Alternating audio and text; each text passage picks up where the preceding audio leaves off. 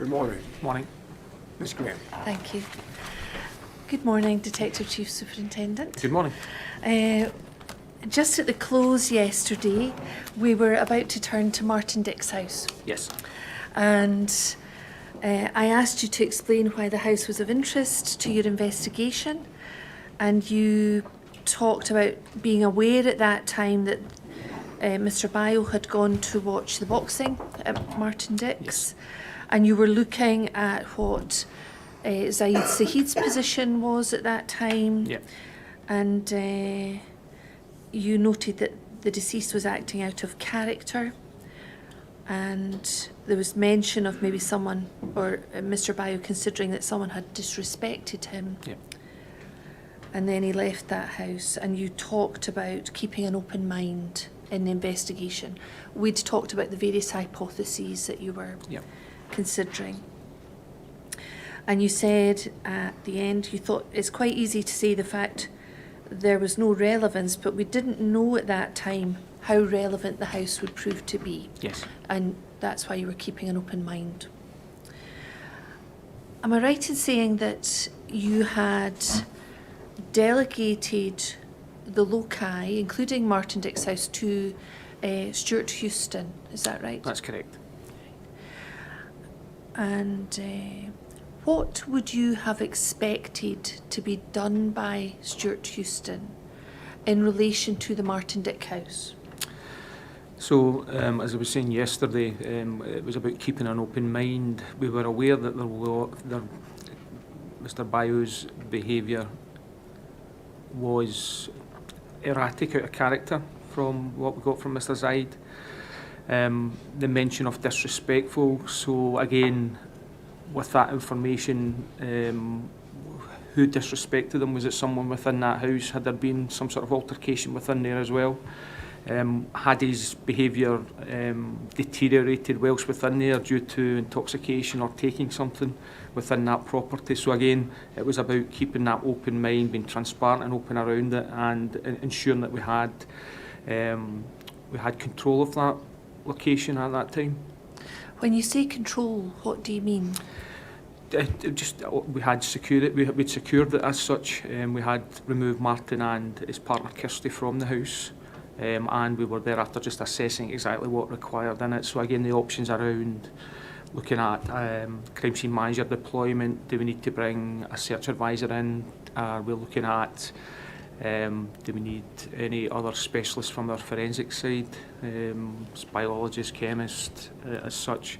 So again, that discussion was delegated to DCI Stuart Houston in consultation with the individual crime scene manager for that location, and they would have worked out a strategy around exactly what was required in it. Before we move on to that, let's look again at the forensic strategy document, which is PS 01298. And I think Mr. Dick's house is on page 4 of 7.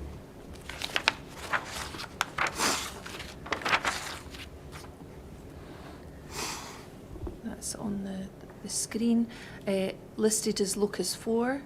Yeah. And it says here, in this initial phase, this locus will remain under protection with a scene entry log in place. Yes. So in the initial phase, was the plan to seize the house? Yes. And that's the keeping control of the Yeah. house. And seizing the house means removing the occupants effectively. Yeah, it's maintaining the integrity of the house for any subsequent examination that we may want to carry out on that property, but also removing the occupants, yeah. So there's no mention in the forensic strategy log of a search being conducted. Bearing in mind you're keeping an open mind, to explain that process where you initially have a decision to seize the house, but then you ultimately decide to search the house. Can you explain how that progression happens? Yeah, so the locations that are identified within the forensic strategy document are locations that the deceased, through the timeline of his activity from the 2nd of May into the 3rd of May, and thereafter through to the altercation in Hayfield Road that he basically was involved in. So he came into contact with individuals within each of the loci. So it was important, as we would do for any investigation, that relevant locations that are that the deceased has been involved in throughout that timeline, that we basically secure as best we can the property at that time, or the street, or the location, or the motor vehicle, and thereafter we will pull together, as I say, the forensic strategy briefing around that. Now, the forensic strategy document is a high-level document. It does not go into detail round about, well, look, you search a bedroom, make sure you search the bathroom, can you look out the back garden? I mean, so that would come with the briefing, the one-to-one through the crime scene coordinator with the crime scene manager who's going to be deployed there. So they would have that more informal briefing round about, well, exactly what do we have here and what exactly are we looking for here, and ultimately what we are looking to do in any incident we deal with is return the house or the property back to the owner as soon as reasonably practical. We don't have any benefit of holding on to these properties because we have resources tied up securing them, standing by them in cordons. So again, as soon as we can stand some of these locations down and give them back to the owner, we do that. So when you were discussing the forensic strategy document with Houston, was the decision in relation to Martin Dick's house that you would take control of that property, Yes. seize it? So that decision was made before anyone had even gone to the property? No, so that we'd already seized the house once that document's developed. So that we had the property, we had secured the property, and the occupants had been removed from it at that time. So tell me who had made that decision? So that decision was ultimately came to myself to make that decision. When did you decide that? So that was during the course of the morning. Once we basically began to have that more definitive timeline around the deceased movements, and the relevant locations thereafter became apparent. So my decision, my overarching decision round about the relevant scenes was to basically secure and maintain the integrity of all the scenes at that particular time, and thereafter basically stand back from it, pull together a forensic strategy briefing with the PIRC, who were also around the table at that time, and explain to them exactly how we would plan to basically thereafter take on the examination of each of the locations. And looking at your day book that we looked at yesterday, I think page 5, do we see what time you made that decision to seize Martin Dick's house?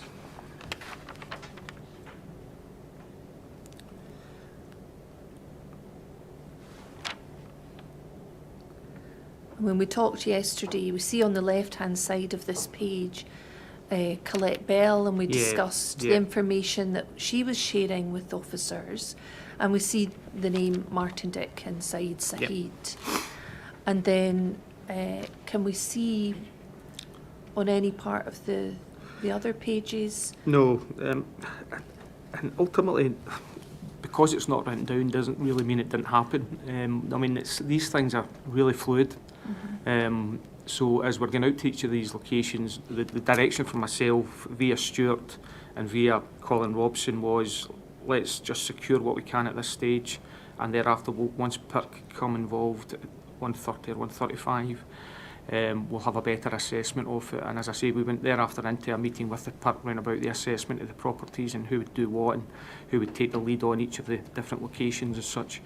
And thereafter the goal group occurred after that as such. But it's, as I say, it's a normal course of any activity for any major incident or major investigation, is that we would simply go through the aspect of identifying relevant locations and thereafter securing. So you made the decision to seize the house before anyone's gone to speak to Martin Dick or to look at the house. What is the rationale for seizing the house before anyone has gone to assess it? So we were aware from Zaid and from the early discussion with Zaid that there was potential relevance to Martin Dick's house because of the issues I've already discussed around about his attendance there, him acting out of character, the fact that there appeared he indicated that someone had disrespected him. So again, as I said before, we were unsure at that time what that actually meant. So again, it's a judgment call around various locations such as this when you're involved, and you have to basically make that decision on really based on the evidence you have at that particular time, because the danger is if you do not secure the property and thereafter it becomes relevant for a particular matter later in the investigation, it's extremely difficult to go back retrospectively and thereafter emphasise why you didn't take it at the time and why you didn't maintain the integrity when you were aware there was some sort of relevance to it. So again, it's about treating the scenario and the incident as we would any such as a homicide. So you start at the worst case scenario with any investigation and secure what you can and thereafter look at it, and if you have to thereafter bring it back down to a more reasonable level as the day progresses or the investigation progresses. You've not lost anything at that stage, so it's easy enough to basically stand it down at that point. So before any officers even attend at Martin Dix, the decision has been taken by you to seize that property. And what then was your thought process in terms of what would happen next? So basically, we would assess through the forensic strategy briefing. There was a further meeting before that with PIRC around the scene assessment, which we went into a meeting just before the forensic strategy meeting, just around about the prioritisation of what we were looking at. So with the resources we had, in particular the resources for scene examination with SPA Forensic Services, we wanted to prioritise the scenes that we deemed to be more significant. So Hayfield Road was obviously a significant scene. The deceased, obviously, we were looking to do what we had to do in the hospital before conveying him to the city mortuary. So that was a significant scene. So again, it was about that prioritisation and thereafter how we would work through almost, this is a priority down to number 5. This is. Where did Martin Dix House come in terms of your order of priorities? So it was further down the list of priorities, to be honest with you. It was important. We didn't know how significant it was, but regarding the various the prioritisation exercise that I was taking in my head and running through was that Hayfield Road was more significant, the deceased was more significant, Colette Bell's house was more significant, and again thereafter you had Zaid's house, Carr, and also you had Martin Dix. So again, probably to the end of that level of kind of high prioritisation, they were at the lower level as such. So when we look at the forensic strategy document and it's locus 4, but Zaid Saheed, his family home address and the car is locus 5, was the car more of a priority than Martin Dix House? Not particularly, no. So was Martin Dix House and the car and Zaid Saheed's home address, were they on a par really? Yeah, and that's why the locus 4 and 5, as you see, right. That's that kind of level of prioritisation. Okay. And then what was your intention in relation to, I appreciate it wasn't a priority, but what was your plan in relation to actually searching the house? Yeah, so my intention through discussion at the forensic strategy briefing was that we would search all properties. When did you make that decision? So that was a discussion at the forensic strategy meeting. Was this the one that we looked at the minutes of at the end of the... So that was 4:45 on the 3rd of May. It's page 6 of 7.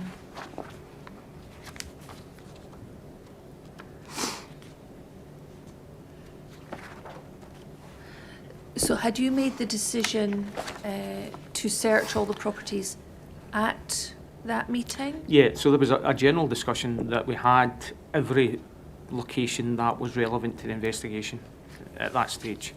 You had them all seized by then? Yes. So it was a case of, as I said, that prioritisation exercise, and also some of the work that PIRC would want us to prioritise as well was discussed. But in general, through the membership was that we would be carrying out a search in all the properties, just about anything of any relevance. We did not discuss that in detail. As I say, that was more delegated through to DCI Stuart Houston, who had a number of separate forums with crime scene managers, with PIRC crime scene individuals, and they thereafter kind of drawn down into the kind of more the mechanics of what they were going to do at each of the locations. I don't see anything in the minutes of this meeting about a discussion to do with searching the properties, but it may be that I'm missing. No. Would you help me see if there's anything in these minutes? No, they're very, very brief, the minutes, and at that time the priority was, as I say, Hayfield Road, which we were progressing at. Even at that stage, there was work getting done at the scene at Hayfield, but the priority for ourselves and the discussion at the forensic strategy meeting was round about the deceased, and about ensuring the integrity of the deceased and his remains, and thereafter the conveyance to the City Mortuary in Edinburgh for the post-mortem examination. So you'll see there's a bit of detail about what we were going to do. Yeah, so on page 6 of 7 there's some detail so there. So the aspect of the general search of a property, that was just a general discussion that we would naturally search a property to see if there was anything linked to the investigation at that stage, unless it became clear that there was no relevance, and we would simply hand the property back. But as I say, the mechanics of each of the particular scenes was delegated through to Stuart and crime scene managers from both PIRC and from Police Scotland. Is it pretty much automatic that once you've seized a property that you will search and see if there's anything of relevance? No. No. It's not the case. There's been occasions whereby I can recall we've seized such as multiple vehicles that we believe that the injured party maybe touched or came across and there was maybe blood on. But thereafter, when we view CCTV, the injured party has not went that particular way and is basically moving down a side street. So again, there is no requirement to basically stand the cars down. We don't need any involvement in them at that particular stage because they're eliminated. So you've kept an open mind. You're not sure about the relevance of Martin Dick's house. You decide to seize the house, which you do, and we've heard about officers and we've heard scene entry logs and things like that. We've heard evidence about that. At what point do you decide that there is relevance to the investigation and you will instruct a search to be carried out? So that was delegated to DCI Stuart Houston, just around about the mechanics the of decision, that. However? No, the decision was mine to basically search the property. So when did you decide that? So that was at the forensic strategy meeting. They were all relevant scenes and we were going to search every one of them. So it was at that meeting you made that decision? Yes. Is there any records in any of your policy file or your D-book that would help us understand what you were thinking the relevance was at that stage? I need to check my policy file again. Do you want to look at that again? You've got a hard copy of that. So it's PS 17854.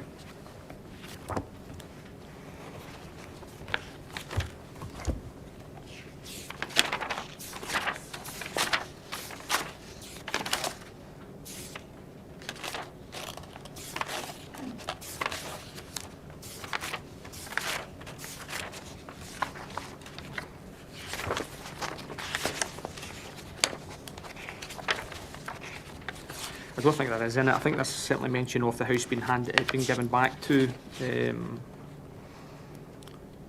householder at the time through discussion with. But there's nothing at all. No. I mean, so that discussion and the documentation, the forensic strategy document we've produced, the minutes are that footprint for that discussion. Right. There's certainly mention of the forensic strategy. Yes. On decision 15, which is 61463, and you certainly note endorsement of the forensic strategy. Yes. I think that says by DCI Stuart Houston. Yeah. And you told us yesterday that Houston had prepared it. Yes. It's 15, please, 61463. And then, so we see that was endorsed, and then the reasoning, perhaps you could read that for us. If we move down the page, please.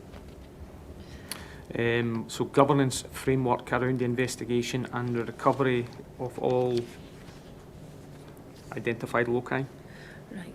So nothing really there about specific properties. No, and to be honest with you, I was surprised I would find it in my daybook or in my policy file. It is something that really is just discussed at that forensic strategy briefing. We wouldn't naturally detail, I mean, the reasons for search within a policy file. Well, I certainly wouldn't. So can you explain between the decision to seize the property at Martin Dick's house and your decision to then search it, what new information came to light, or what crystallised your view that a search should be carried out? There was no real change from what we had at the start from the statement from Zaid, and we knew that of the presence of the deceased there, his behaviour within that property and the aspect of being disrespected. So again, going back to the hypothesis and keeping an open mind, exactly what did occur? Was there an altercation within there with someone? Had he taken something, some controlled substance, or within the property, either been given to him or taken by his own accord? Why had his behaviour changed so dramatically whilst within Martin Dick's house? So again, it was extremely reasonable, and the rationale was there to seize and search the property as far as I was concerned. And we talked yesterday about the authority, and I think you talked about consent. Yes. as being a possibility, a warrant as being a possibility. Yeah. And I think your inquiry statement talks about having common law powers. Yeah. And when you made the decision to have the property searched, tell us what your thought processes were about how you would gain the legal authority to search. So that was with consent. With consent? Yes. And did you make that clear to Houston? Yeah, or? so that was discussed at the forensic strategy meeting. We had no indication from any of the householders that there was any conflict with consent to search the properties. And if there was, that we would simply have referred to the Procurator Fiscal for application for warrant. And when you say that there was nothing to indicate they weren't consenting, were you satisfied that the officers had obtained consent for a search from Martin Dick when they'd removed him and his partner from the house? Yeah, so I mean the forensic strategy meeting, as you see the membership there, is not with the officers who dealt particularly with Martin Dick, so the information is coming second hand to Colin Robson and Stuart Houston, and thereafter they're feeding into the forensic strategy meeting, which I'm chairing. So the information I'm getting is that consent has been agreed for all the properties to search. So when you say the information you're getting, does that mean someone had said to you, we've got consent? Yes, so there was a discussion around about searching the properties and about the powers around that, and as I say, the discussion was around the fact that every individual that we had, all the properties that we'd seized, they were all witnesses. There were no suspects, so that they were categorised as witnesses. And the information as chair of that forensic strategy meeting and as SIO was that there was no conflict with the fact that they were quite content for us to search under their consent. It had been explained to them by the individual officers the reason and the rationale why we were there. So again, there was nothing coming back to me as SIO causing me any concern around about what we were planning to do. And would that where did you get that information from? So that came through the forensic strategy meeting from Stuart Houston. That was from Stuart Houston, yes. Who was the crime scene coordinator Correct. At the time. And would you have expected any issues about complaints or concerns to be shared by the lower rank officers and come through Houston to you? Yes. So it's not a situation where you would have spoken direct to lower level lower rank officers or discussed that? And I said yesterday, there has been occasions where consent has not been granted, and we've had to basically reassess that and go for a warrant in respect of searching the property at other investigations I've been involved in. And if consent had not been sought or obtained from Martin Dick, you've explained the process would be to go to the Procurator Fiscal. Yes. and to seek a warrant? Yes. And would that be done by lower rank officers as well? Yes. Would Houston have an involvement in that if a warrant was ultimately to be sought? He would have oversight of it, but it would likely to be the crime scene manager or one of his team that would actually phone the fiscal and basically ask for authority for a warrant. Do you know who the crime scene manager for Martin Dick's house was? I don't, apologies. No. That's not in any of the paperwork No. we have. And what would the grounds of a warrant have been in relation to Martin Dick?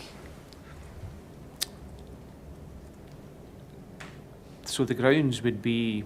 For searching his house? Yeah, so it would basically, the location is extremely relevant in the fact that we're investigating an unexplained death at that particular stage. And again, with the hypotheses that were still open at that point, we really didn't know what we were looking at in respect of restraint, drugs overdose, medical conditions. So again, all these hypotheses were still very much open. So it was relevant that we searched that property, and again there would be that discussion with the Procurator Fiscal who would be on call around this is what we have at this particular stage. We'd probably need to put it in paper, I would imagine, to them saying these are the circumstances and this is the relevance of this location, identifying he'd been there.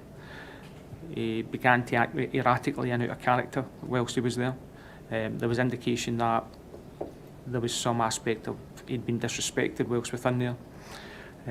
So again, we were unsure exactly how relevant it is and what is within there that we would be looking for as such. So again, it would be that discussion with the Procurator Fiscal around about the relevance of it, and ultimately it's the Procurator Fiscal's decision whether or not that's granted.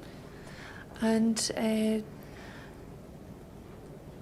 we understand that that would be a decision for the fiscal. Yes. It's not something the police can simply go to a sheriff and seek a warrant. No. And in relation to the warrant, if it had been sought in relation to Martin Dick's house, would you have been seeking that for searching the whole entire house or parts of the house? It would be the whole entire house, and generally is with the any search warrant. It usually is the property plus any outbuildings. So that's usually how it's worded. But that was not done in No. relation to Martin Dick's house. Were you satisfied at the forensic strategy meeting that you had the necessary authority to search Martin Dick's house? Yes. And that had been as a result of information you received from Stuart Houston? Correct.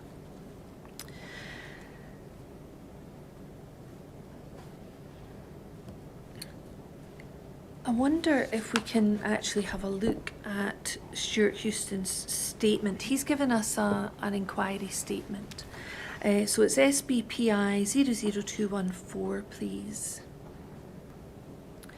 And you'll see this is a statement in the same sort of idea as the statement you've given us. It was taken by a member of the inquiries team on the dates on the screen last year. And it's a number of paragraphs. It's been signed by him. Can we look at paragraph 249 first of all? He's been asked to tell us about his involvement with the inquiry, and actually if we move up the page slightly, we'll see that the heading of this section is Sheku Bio's address, which is also Colette Bell's address, and Martin Dick and Kirsty MacLeod's address, which we're talking about. And have you had an opportunity to have a look at this? Let's start with 249. I'd like to just very quickly refresh your memory on a number of paragraphs, and then I'll ask you some questions if that's okay. So 249, you'll see that he says, the legal basis is that they are scenes that may be linked to his death. So he's talking about the legal basis for seizing and searching the houses, and they're linked to Sheku Bio's death. As far as I was aware, there were no warrants at the location. That's confirmed. You've confirmed that today. But you'd protect the loci in order to get warrants further down the line. I think that's essentially what you've been telling us. And then 250, he has said towards the end of that, I'm not sure if the occupiers were asked to move. That was done before my involvement. So seems to be suggesting that he wasn't involved at that stage, and he doesn't know if the occupiers were asked to move, but he was made aware that police officers were present at each location. Yeah. And then 251, the fact is we're not going to get to them on the 3rd of May. My thought process was, as long as they're preserved, I don't need to go there at this time. I'm making a guess, but I think they were secured by uniformed police, so you can seize anything that's relevant to an investigation. To be blunt, because they're protected by the police, I maybe didn't give those loci the attention they needed at that time. That's prioritisation in doing the things that need to get done. And then 252, I can't speak to what happened before I was there. My interpretation is if I've got something that might be subject to an investigation, you'd tell them and ask them to leave and examine it as a consensual crime scene. That's presumably a crime scene where you have consent. Or take a warrant. That would be from people who were there. I know something happened at that address. The something one I'm not too sure about. 253, there was a suggestion that the knife came from one of the addresses. So again, that would be your justification for shutting the scene down and seeing what was in there. 254, my understanding is the searches were done long after I was done. I've no detail of anybody searching those houses in the time I was involved. I don't know what was found in the searches. 255, I've written in the forensic strategy document that the loci are under protection, so it falls within my remit, but the SIO is in charge of the overall investigation. Ultimately, the SIO agrees the forensic strategy. Two to go, 256. I've been asked where the occupiers were relocated to. There may be something put in place, I'm not entirely sure. Maybe went to family. This specifically, I don't know. I would expect who was there would make arrangements. 257. On some occasions, I've taken houses for months. I'd like to think it was the original attending officers. It's been seized and shut down by the time I get there. Absolutely, if the SIO or someone else is wanting them to take their house, there would be a responsibility of who is securing their house. I don't know the answer to that on this occasion. So I think if I can summarise what we've just read, if we can go back up to the top of that to 249, and if you want to look at any of these paragraphs again, you're very welcome to do so. There's no warrants. He doesn't make any comment about how consent was sought from homeowners, or even that he knows that consent was definitely sought. He doesn't know if occupiers were asked to move. He says that was before his involvement. He said they were seized and shut down by the time he got there. He's given no detail of anyone searching the houses in the time he was involved. Doesn't know what was found. He's not sure about where occupiers were relocated to, and he expected who was there would make arrangements. So from his description in this, we've not heard evidence from Houston, but we've got his signed statement, which constitutes evidence. From this description, it looks like these houses, Colette Bell's house and Martin Dick's house, were seized prior to his involvement, and he wasn't aware of any searches being done. Now, having gone through that with me, does any of this cause you concern? Not particularly, no. Right, tell me why. So Stuart Houston became involved around about 11:30, 12 o'clock that first morning on the 3rd of May. I'd contacted him about 10 o'clock or back at 10 o'clock to come through to deal with the crime scenes. And he quite rightly points out, by that time he came through around about midday or thereabouts. Both of those locations had already been secured. And again, I'm more than content with that. That is, as an SIO, one of my priorities was secure the scenes around that. Again, the aspect of the searches of both those properties not having been concluded whilst he was still involved in investigation is accurate. Stuart stood down on the 4th of May around about midday on the Monday or thereabouts. So he was over for one of the morning meetings with myself at Kirkcaldy, and thereafter he reverted back to his post within Edinburgh at that point. But by that stage we had a clear framework for deployment at each of the locations. We had crime scene managers, we had specialist resources to basically be deployed around that. So regarding the strategy, although Stuart wasn't aware of the initial seizure of the properties, he was very much aware as the day progressed how significant they were, and developed the forensic strategy around that as such. So I don't have any real concern around that. The discussion at the forensic strategy meeting was round about the aspect of, we discussed consent and about the aspect of search. And at that point the decision was made that there was no requirement for warrants unless there had been any conflict at each of the locations, but there wasn't as far as I was aware. Does it cause you any concern that he doesn't give us a clear description of consent being obtained from Martin Dick, for example? I don't know if he's actually been asked that. Right. And you can see that he's been asked questions about Yeah. the authority. He says there was no warrants. Mm-hmm. If he was asked that and wasn't able to give a clear Mm-hmm. a clear explanation that the consent was obtained from Martin Dick, would that cause you concern? I'm actually just assuming what you're asking me. I mean, I don't know. You need to really ask Stuart Houston exactly around about the aspect of what he knows about consent. But if we interpret this statement as meaning that he does not know whether consent was obtained from the homeowners, does that cause you concern as SIO? No, because at that meeting there was a general discussion around the fact that there was no issues with any of the locations that we had secured, and that the aspect of search was going to be done with consent. We didn't require any warrantry at that particular stage. At that point, if there was any issue with Martin Dick's house, for example, we would have simply reverted to the Procurator Fiscal for a warrant. There wouldn't have any complications with that. That would, as I say, it's a normal course of events, so I don't have any issue with it. We've heard evidence from Martin Dick, and I asked him if he was asked for permission to allow the police to search the house, and he said no, that wasn't done. Does that cause you concern?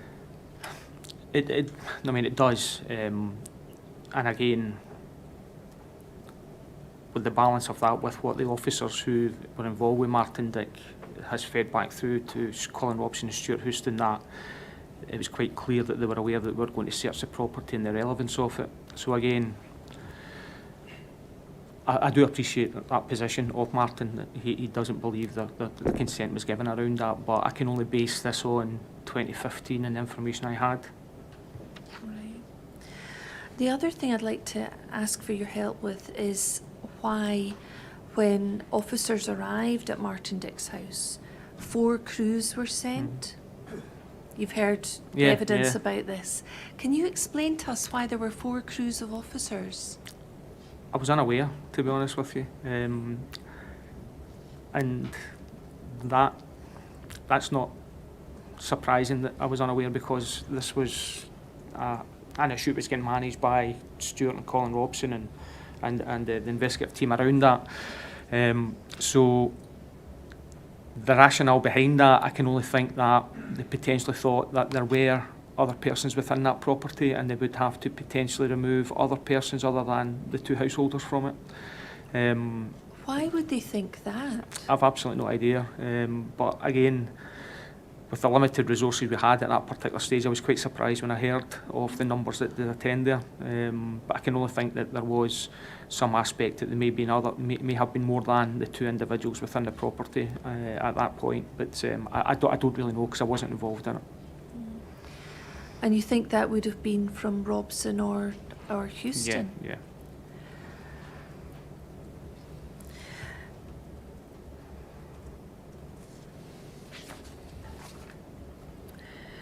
Detective Chief Superintendent, could I just pick up on something that you said a moment ago in the context of consent in relation to Martin Dick's house?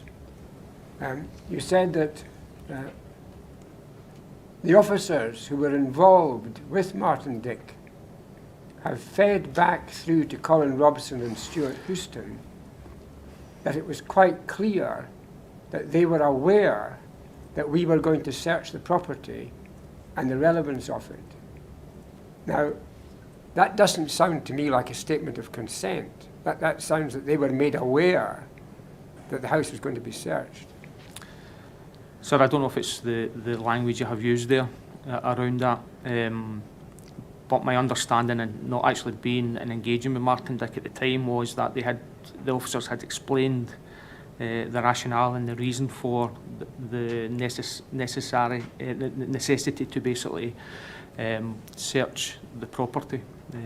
So as I say, there was no issues that I was aware of coming back that was refused. That the explanation given when about the reason why we had to search the property or were going to search the property, there was nothing at all coming back from the officers that Martin Dick or his partner had refused or had questioned the reason for it. Thank you. We've heard evidence from a DC Bellingham, who was one of the officers that was there. Are you aware of his evidence? And I know the officer, yeah. Right.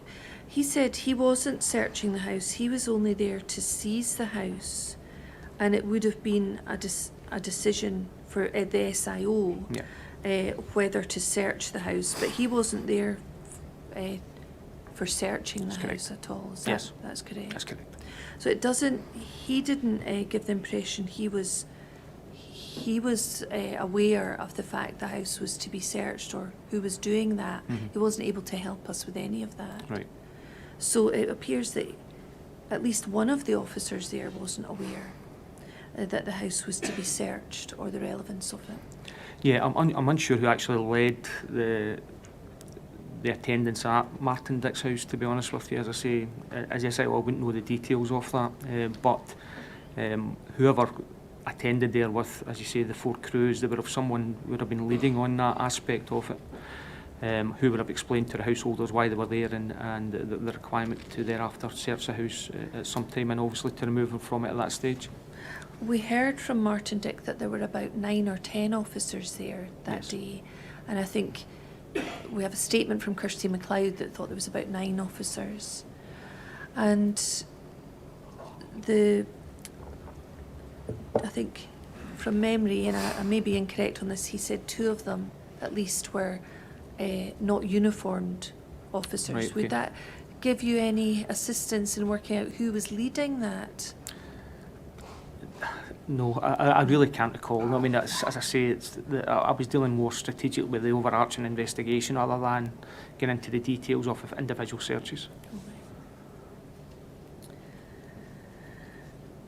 We've also heard evidence from Martin Dick that at a later stage he became aware that the police had found what they described as herbal matter.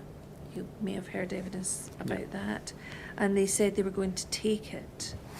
And he was concerned because he'd never been shown a search warrant for the property.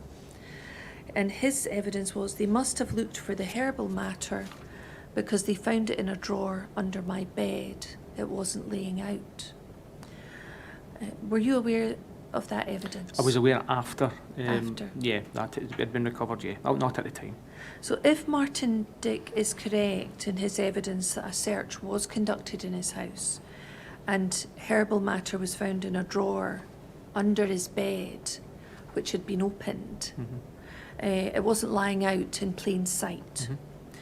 So it appears that a search was carried out on the property. If he didn't give consent, which is what his evidence is, and you've accepted there was no warrant, can you explain, would there be another basis on which that search would be carried out on Martin Dick's house? Not at that time. It was carried out, as far as I'm aware, with consent. I'm aware of the herbal material being recovered, and at that time I believe the search was stopped. And the Procurator Fiscal was contacted, as we would normally do if we do find something which maybe constitutes an additional offence. So again, the discussion with the officers at the location with the Procurator Fiscal on call was around the necessity at that particular stage for a warrant under the Misuse of Drugs Act, for example. So again, that discussion did take place, and that is proper protocol and procedure what we would do. Right.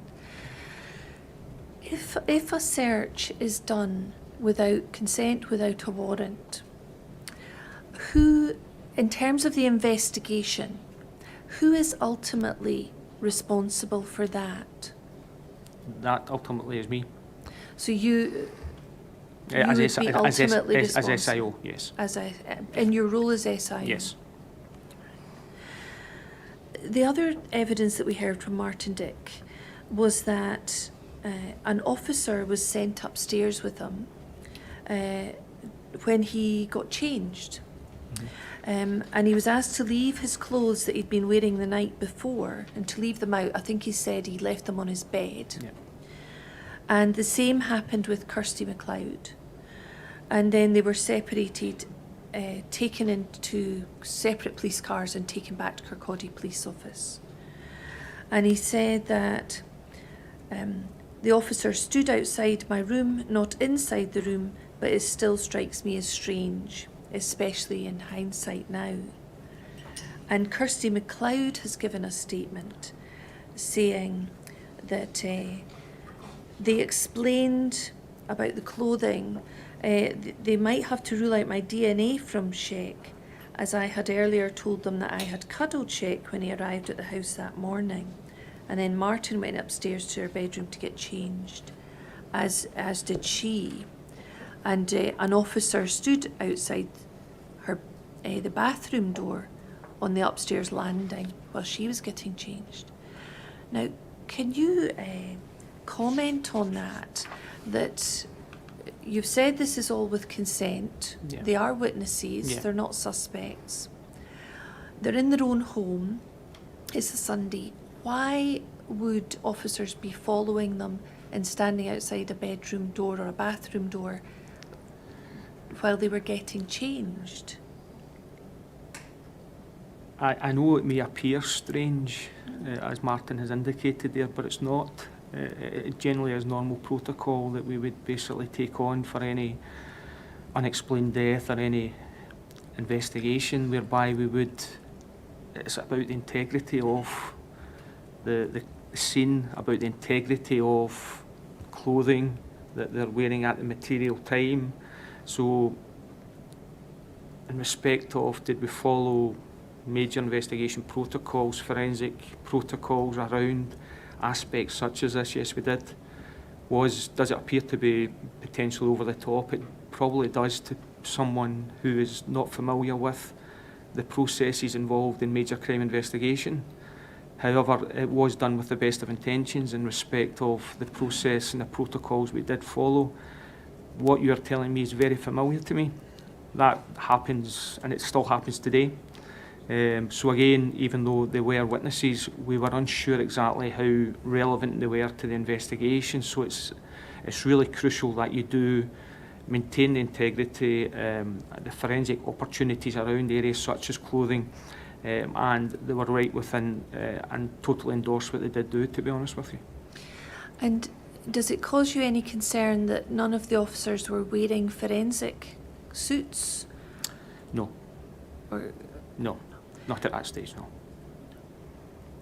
why did it matter to your investigation that Kirsty MacLeod had cuddled Sheku Bayo when he arrived the night before? That wasn't the aspect of it. It was just we were unsure. We didn't know at that point of the day in the investigation exactly how relevant Kirsty or Martin were to it.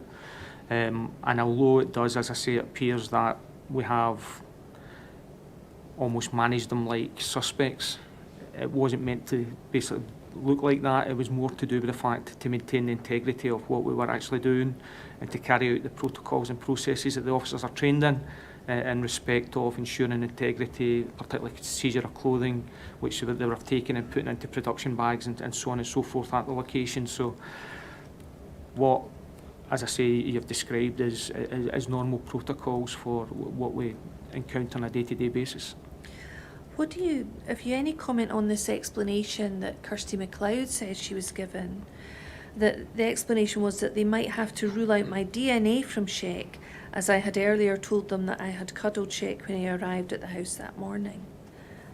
What about this explanation that they'd have to rule out her DNA? What would her DNA have to do with the events at Hayfield Road?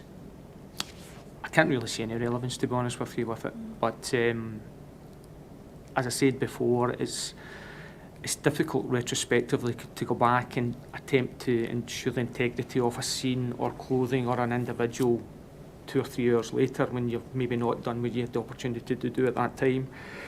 So what was done with the best of intentions. I think maybe the description of the officers why we had to do it was maybe a bit flawed around the fact that they had to eliminate DNA because she cuddled them earlier on that evening. But as I say, that what was described there and is normal protocol in respect of anyone through the course of an unexplained suspicious death investigation that we would basically take on and deal with as such. And once it's eliminated or once there is absolutely no involvement, we would return as soon as possible either the location, their clothing or mobile phones or whatever else to them. So again, it does appear strange to people who are not familiar with investigation of incidents such as this, but that is normal process and normal protocol.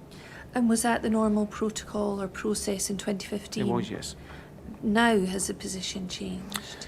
No, I think I mean, from my understanding, we would still do that with individuals involved about taking their clothing, seizing their mobile phones and whatever around that would still take place.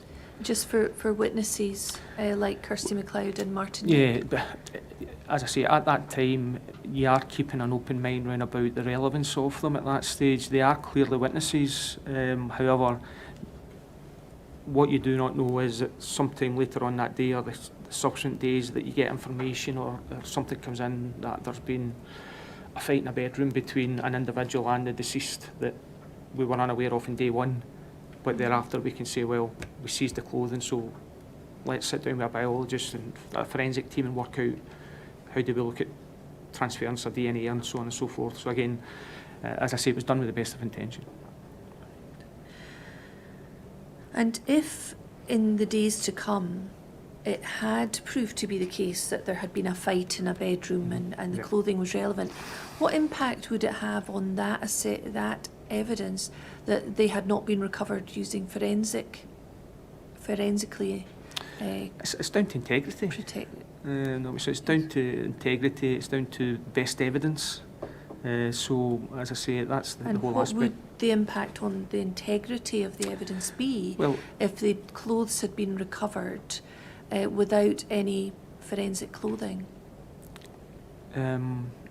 So it's about maintaining the integrity to ensure the optimum forensic capture during examination. So the decanting of the clothing into brown bags, the production bags that we have, thereafter they're sealed, and thereafter we can submit them to the lab or wherever we are, submit them for examination at that time. So was that done with Martin Dick and Kirsty MacLeod? So I wasn't there, but I would imagine with the process that you're saying that's what would have been done around that.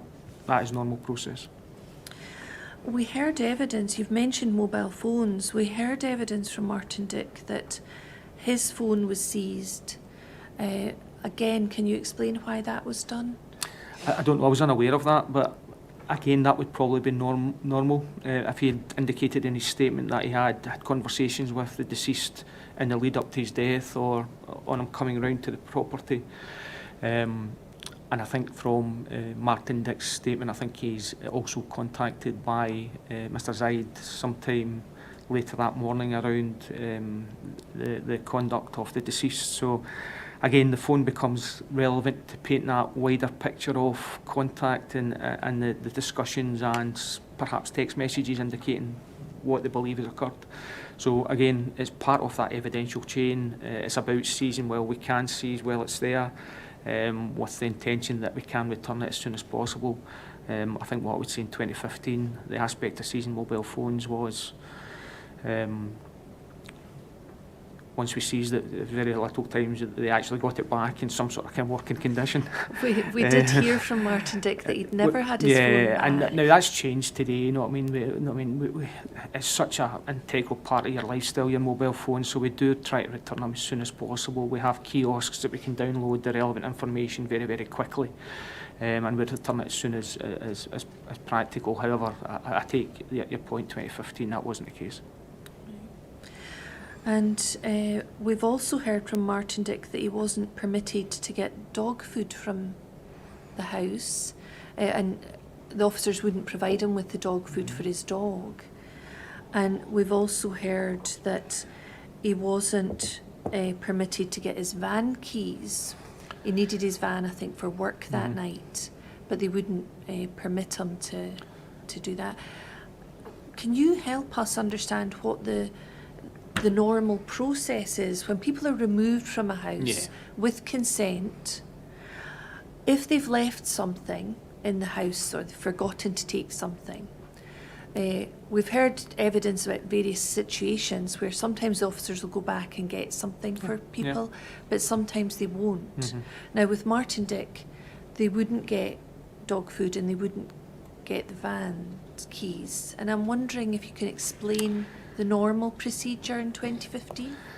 Yeah, it's hard to describe any kind of normal procedure. It's almost on a case-by-case basis. I mean, in 2015 we also did our best to accommodate people to get, particularly witnesses, to get property from their house. I'm quite surprised when about the dog food or the car keys at that property, because that would have been easy enough to do.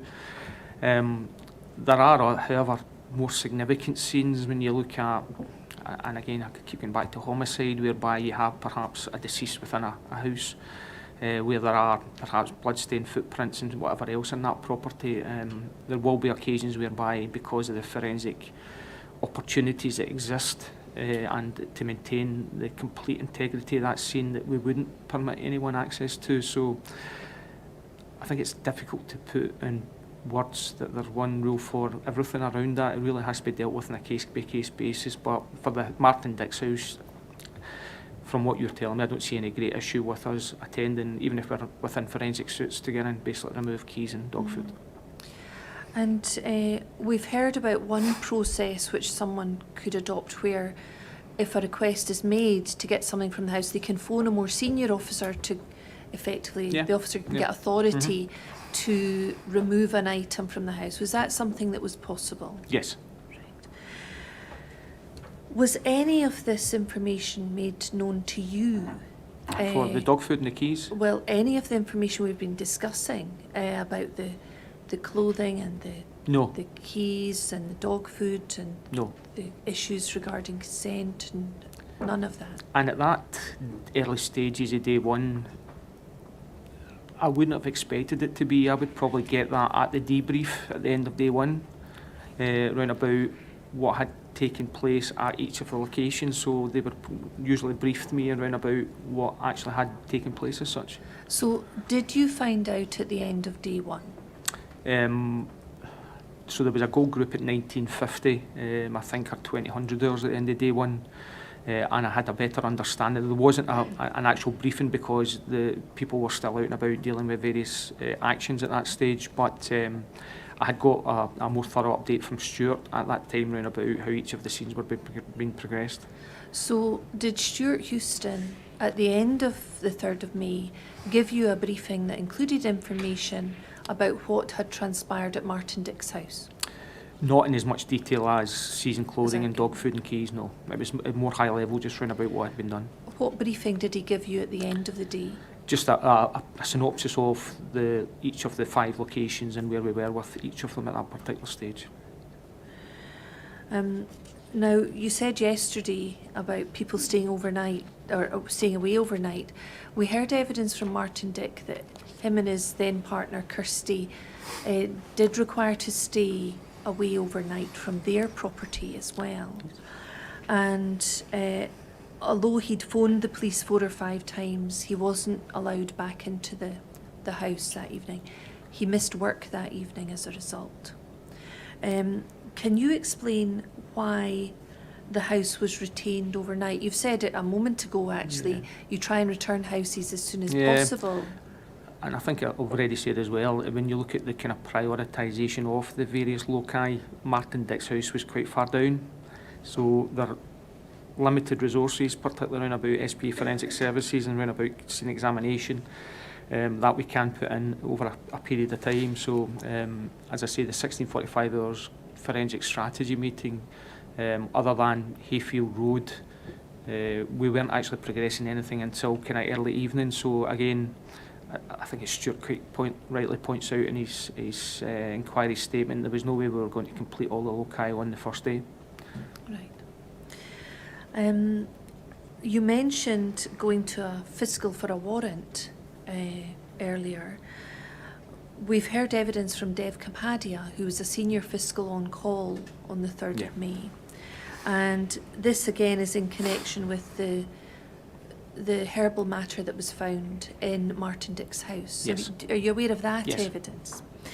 Now, Dev Kapadia did not put, there was a warrant made, an application or a phone call with the fiscal, with one of the officers. The officer was seeking an application to be made to a sheriff for a warrant to recover the herbal material. And Mr. Kapadia explained that it was his view, he refused that request, and it was his view that there was what he described as a tenuous connection between the death of Mr. Bio and the property of Martin Dick. And he was not prepared to put an application for a warrant before the sheriff. He described the offence relating to the herbal matter as being de minimis. We heard from DC Finch that the quantity of herbal matter was less than 1 gram.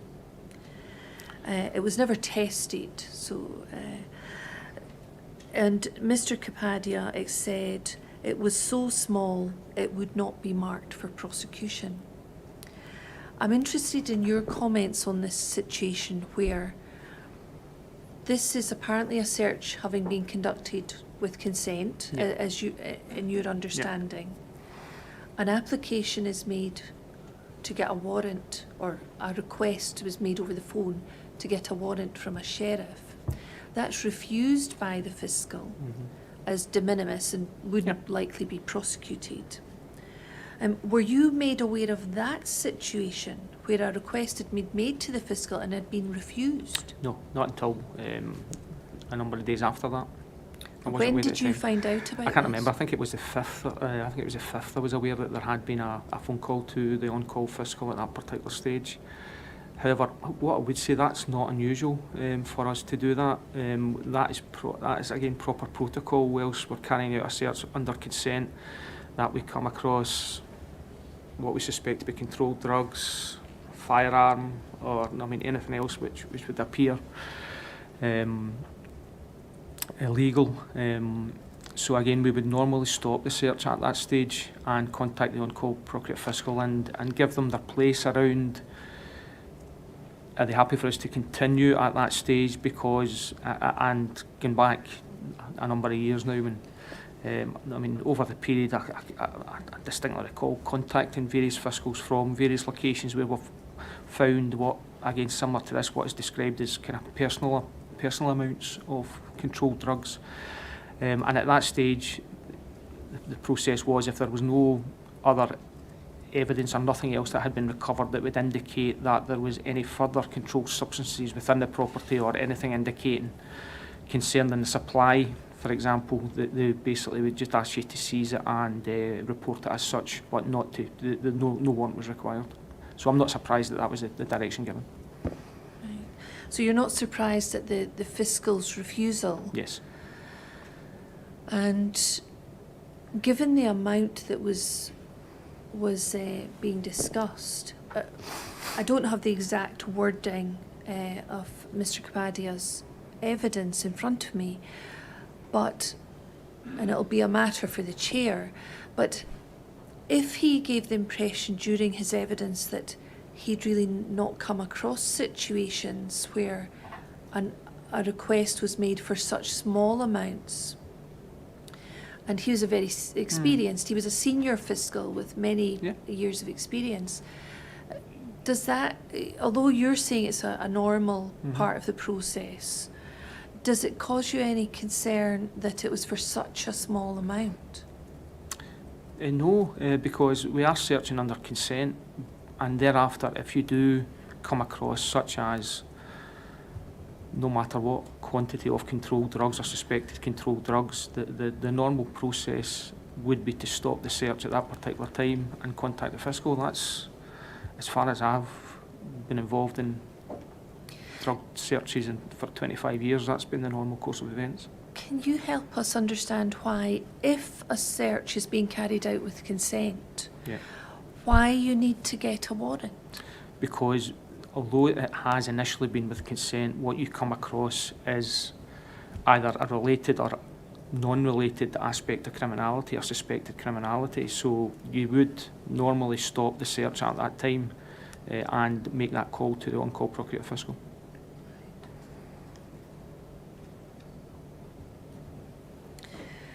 And again, looking at in terms of what's going on or what went on in Martin Dick's house, would you again be ultimately responsible Yeah. for any steps taken by the officers? Absolutely. We've also heard, I think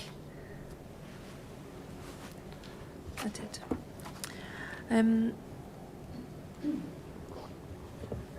So given your last answer, was there any connection that you could see between the small amount of herbal matter and the ultimate death of Mr. Bio? No. No, there was no connection No. at all. So there was no part of the investigation at that stage that was looking for herbal matter in No. Martin Dick's house.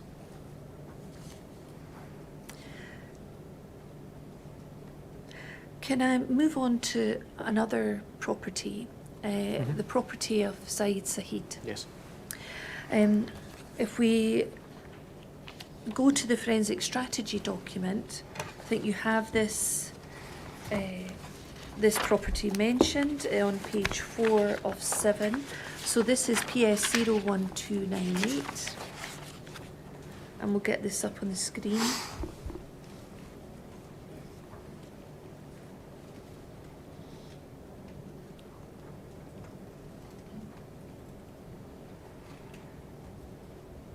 So page 4 of 7, and this is locus 5. Yeah. And I think there's more detail given in this strategy document on this. So Yes. we see it's Zaid's home address and a motor car. And it says, from witness statements, it was established that Saeed Saheed had, during the course of the evening on the 2nd and the early hours of the 3rd, conveyed the deceased within his Seat Toledo motor car. And it was also provided by Saeed Saheed that following an altercation with the deceased, he had driven himself home and had placed his clothes within a laundry basket in the house. Yeah. 3 bullet points. To examine and forensically recover the clothing and any other items within the scene, as described by Saeed Saheed. To record and forensically recover the Seat Toledo motor car, and to identify and maximise all forensic opportunities at the crime scene. Now, we've heard others say the crime scene is effectively Yes, the house. Yeah. And can I look at bullet point 1? To examine and forensically recover the clothing and any other items within the scene, as described by Saeed Saheed. So was this in connection with a statement that you'd obtained from Saeed Saheed by this Yes, time? that's correct. I'll come back to that in a moment. But you were aware, obviously, by this stage, at the point that this document was prepared, that he had placed clothes from that evening in a laundry basket. Yes. In the house. And you were aware, I think, from your earlier evidence, that he'd been in an altercation Yeah. with Mr. Bio. And so was that really the main relevance of this property to your investigation? So it goes back to the hypothesis that I described yesterday, was had he been involved in some sort of physical altercation with an unknown male, or Zaid, as we are now aware that there was the altercation in the rear garden area of the address at Arden Crescent. So again, we are aware of that from the admissions from Zaid, from his statement, and also with some contribution for Colette Bell's statement as well. So again, what was that altercation? How, to what extent could that have contributed to Mr. Bow's death? So again, it's about keeping that open mind, keeping that hypothesis running at that stage, and looking at what relevance Mr. Zaid is to the investigation. Right.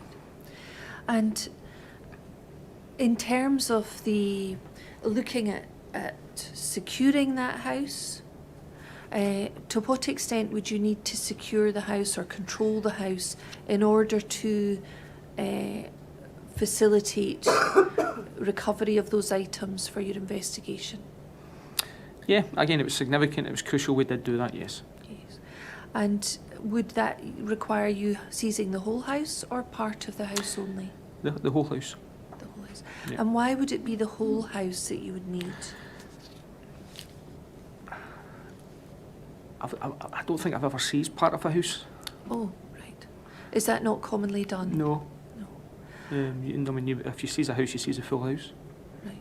So even though the focus seems to be clothes within a laundry basket, you wouldn't simply seize part of the house? No, and as I said before, no, I mean, it's Mr. Zaid was interesting initially around not just what the admissions he makes to ourselves with the statement, but also with the phone call to Colette Bell, and he's almost in a state of distress around about don't go back to your house and so on and so forth. So again, how relevant was Mr. Zaid to the investigation? Had there been something more significant that we were unaware of at that time? So again, at that stage we were unaware, so again it was really relevant around about was there anything else in that house that we had to recover that was relevant to the investigation as such. When the strategy document was prepared, were you aware that this was Mr. Said's family home? I wasn't, no. Were you aware that members of his family lived there? No, I wasn't. No. And this is quite a different description of the strategy in relation to this property compared to the Martin Dick one. Yeah. In terms of the plan that you had in your mind about the authority for searching this house, or first of all the authority for seizing the house, what was your view on how that would, what basis would it be? The initial seizure was part of an investigation into an unexplained death, so it was common law to seize the property, and again the power of search, as with all other properties, my understanding was through consent. Right. So the actual seizing was common law, and I'll ask you in a moment to explain that further. Yeah. But the searching was consent. Yeah. Can you explain from whom you would have sought consent? So it would be naturally the householder. Right. But as I say, I wasn't involved in the intricacies of the engagement with the family at that address. So you mentioned a common law power. We've heard your explanation of consent and warrants. Can you explain to us what you mean when you talk about a common law power to seize a property? Yeah, I mean, just the general understanding that police investigating any serious crime or any crime in general, there are common law power to seize, not to search. Anything you deem to be relevant to that investigation. Now, that common law power has been developed through stated cases and through other legislative processes. So again, any investigation that we're involved in, it's very difficult to seize a property under a warrant when you know and you appreciate the relevance to it. So again, we would simply, I think as Stuart has indicated in his statement as well, any investigation of a serious crime or an incident or an unexplained death, we would simply secure it at that time and thereafter go for consent or warrants to actually search the property. So first stage in your plan in relation to this property would be using common law powers in 2015. And then when did you make the decision that this property should be searched? Because obviously you said in this strategy document that you're looking for clothing in a laundry basket. Mm-hmm. So can you explain when you made the decision in relation to this property that there was to be a search? So that was at the forensic strategy meeting. Now, why was it not done at the point that you've prepared the document?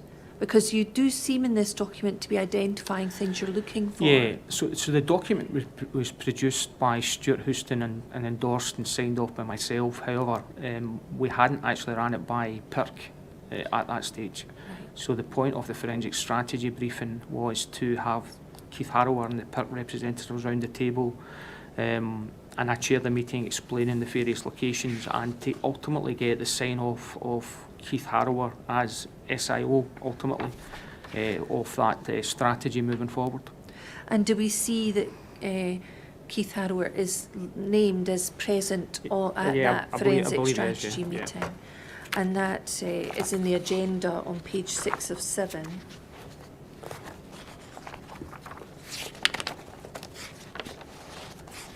And then, is there any, so when you see the overview on the page 6, yeah. do we see paragraph 3 of that overview? Yeah. It says it was agreed with the PERC investigation team that the priority scenes would be Locus 1 and 2. It was also agreed that's not the home of the family of Said Saheed. It was also agreed that in relation to Locus 5, which was the family home, once the clothing of Saeed and the vehicle had been secured, this would be returned to the Saeed family. Yeah. And can you give us a little more information about the discussion about Zaid Saheed's? So I think it was really just to. It was ultimately to try to do this as quickly as we possibly could do. I mean, we appreciate. I mean, the removal of any family from a family home, it's traumatic, it's difficult, it's challenging. I'm now aware of the more extended family with the Zaid family and some of the issues with the members of the family in respect to health.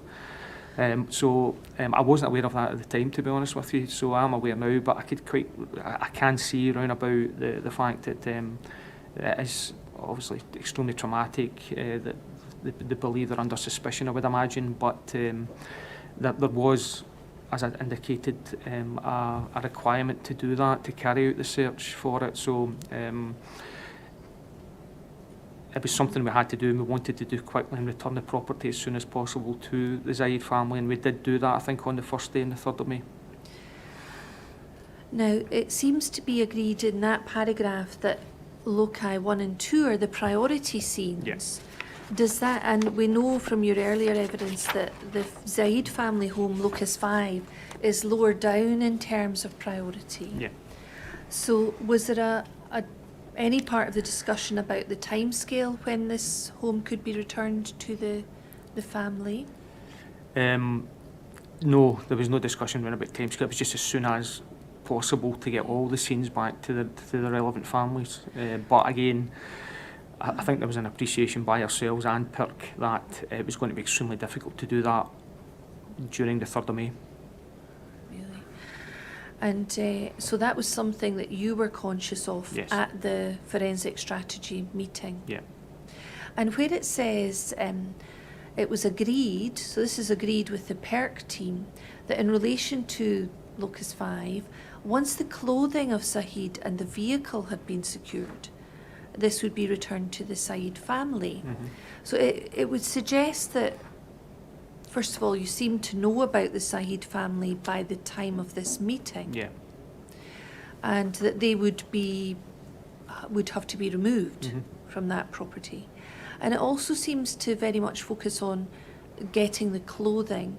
We've seen in the previous page, he'd put clothing in a laundry basket. Yeah. There doesn't seem to be anything there suggesting that it was a wider consideration of the property. It seems to be focusing on the clothing. Yeah, no, I mean, the focus would be on the clothing. That's obviously why we were getting into the property. But as I say, we don't generally seize kitchens or bathrooms or living room areas. We'll seize the full property and thereafter carry out. And I mean, I would imagine, I wasn't there, but the seizure of the clothing for the laundry basket would be done, and thereafter I would imagine a cursory search would have been carried out elsewhere on the property, but other than that, we were looking to return it as soon as possible to the family. Can you explain why you didn't seek a warrant in advance to search the property? Because it was through consent. When you were at this meeting, were you under the impression that consent had been obtained Yes. for a search? Yes. Who told you that? It was a general discussion between myself and Stuart and the other members of the forum that were there, that there was no issues identified to me on any of the locations round about the need for any warrantry, and that consent had been granted in respect of all the properties. If consent had not been obtained, Yeah. what would you expect to have been done? So again, we were referred to the Procurator Fiscal and considered a warrant at that particular time. And would you have expected Houston to draw that to your attention? Yeah. And the grounds for the warrant, can you explain what they would have been? Yeah, I mean, it would be the circumstances and the investigation of an unexplained death, the circumstances of that, the relevance of Mr. Zaid to almost the last contact with the deceased prior to the event on Hayfield Road, and his actions in the aftermath through the phone call to Colette Bell, and again just by his own admissions around the fact he'd been involved in an altercation stroke fight with the deceased a short time prior to his death. So again, just with the circumstances around that, we were need to explain to the Procurator Fiscal round about he is a witness at this particular stage, but we are looking at, we don't know very much more just now, but this is, he's changed his clothing when he's went into the house. So again, why has he changed his clothing when he's went into the house? So again, that whole hypothesis around exactly what has occurred in the lead up to the coming together at Hayfield Road. And in terms of if you had been making an application for a warrant and given that explanation to the fiscal, what would you have expected or anticipated the warrant would permit you to do? Search for relevant property or items linked to the investigation. I mean, I'm trying to second guess what the application would consider. Sometimes the warrants we get are pretty wide ranging in respect to incidents such as this, so they give a bit of scope in respect of what we can search and seize as such. So again, not having to do that, it's difficult to actually put in words exactly what would be on it, but we would be looking, obviously, the primary aspect would be the clothing from the laundry basket. Would you have anticipated the warrant being limited to the laundry basket in the bathroom of that property, or would you have expected it to be for the whole house? I'd expect for the whole house. Yeah. Right. As I say, I'm not aware of ever coming across a warrant for a particular part of a house. And you've mentioned earlier, we see that you mentioned the family there, and you've mentioned earlier that you weren't aware about the particular circumstances. I'd like to ask you for your comments on that. In relation to evidence that we've heard from Mrs. Rashid, we've heard that she was staying at that address at the time on the 3rd of May, that she'd recently had a caesarean section and had had a baby. I think she said it was 8 weeks old. The baby had also had surgery at that time. She was breastfeeding. Was any of that information No. brought to your attention? None at all, nothing like that. Nothing. No. Who would you have expected to bring that to your attention? Either through the kind of line management of the officers that were at the location dealing with it, so the crime scene manager who was there, and probably through to Colin Robson, and thereafter to Stuart, or directly from Colin to myself. I would expect to have had that sort of information, but again, I didn't. Had you known about that, would you have done anything different? differently? I mean, I would generally have tried to facilitate as best we can. I mean, the moving the family to a further location, if it's a hotel, just short term, and the priority being in obviously. And just from what is on the strategy document, it looks as if there has been, I can't recall everything that was discussed, but it looks as if there has been some sort of discussion around about almost reprioritising Lucas 5 to facilitate that. I don't know where it's redacted out there. That's I was going to say it may assist actually if we can have a look at the unredacted version of this. I've seen it. It won't be on the screen, but it might be if I can get a copy of it. I could come back to you in a I think moment it's maybe, on this it's maybe something before I on ask that. you questions Yeah. about this.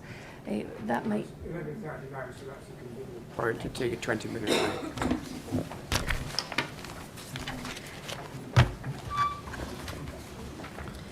I know that what it says.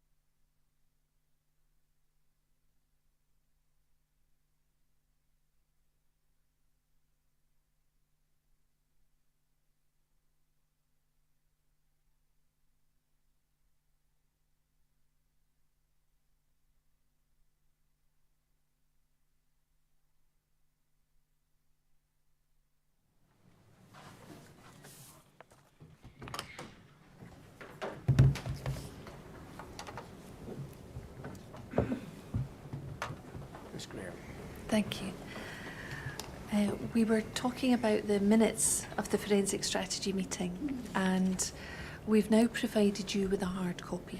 Just to explain, this document was redacted some time ago, and the information in the last 2 lines of the paragraph we were looking at was redacted for data protection issues at the time. Yes. Since that was done, we've heard evidence from Mrs. Rashid and Mr. Ahmed about the house. You're probably aware of Yes. that.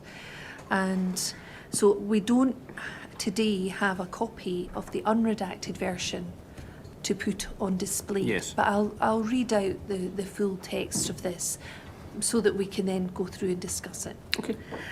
So we've already seen the first sentence, and it says it was also agreed that in relation to Locus 5, once the clothing of Said and the vehicle had been secured, this would be returned to the Said family due to the requirement of a relative with a disability requiring to be returned to the address. So there's mention there of a relative who had a disability, and you've mentioned before the break that that was something you subsequently became aware right. of. Can you remind me, when did you say you became aware of the issue? Obviously prior to this meeting. Yeah. Do you remember? I can't generally remember discussing that in very much detail, but it's coming back to me around the fact that we did look at prioritising that scene as well because of the very nature of it. And when it was redacted, I thought that's why it was redacted, because there was reference to a disabled family member. Yeah. So Locus 5 initially was low down on the order of priorities in terms of the actual strategy document. Yes. We looked at that a moment before the break. Yes. But at this meeting, it then you had become aware of the disabled family member and the need to have it returned, the house returned to the family. Yeah. So although you don't remember today the extent of the discussion, that was information that you had It was, available. and it's been important enough that we've noted it down in the minutes as well. Right. So just going through some other evidence that we've heard, can I ask you, were you aware, and this isn't noted in the minutes, that we were talking about Mrs. Rashid's evidence, who she is, we heard Said's sister. Said is her brother. She is the sister of Said. We've heard that she was breastfeeding. She's also talked about her brother who was disabled. She gave evidence that he had suffered a brain injury when he was in the armed forces, that he was paraplegic, in a wheelchair. She talked about him having a special bed that had been supplied, and that he needed effectively special aids and equipment. He has carers 3 times a day coming into the property, and his father helps to care for him. And he didn't really leave the home. His father, Mr. Ahmed, had given evidence that he had left the home previously, maybe sometimes to go in the garden, and sometimes to go to medical appointments. And there was evidence from both of those witnesses about his difficulty in coping generally. You've mentioned the note in the minutes of the disability. Do you remember hearing about the evidence that we've heard about the special needs of the brother? No, it was very succinct. There was no detail at all that I can recall around what you're telling me just now. Right. And would you have expected that type of detail to be provided to you? Yes, if they had it at that time. I don't know if they had it at that time or through the subsequent statements from the family members. Oh, you mean the officers maybe didn't have all that detail? Yeah. Would you have expected the officers, on being advised that the brother was disabled, to have sought more detail?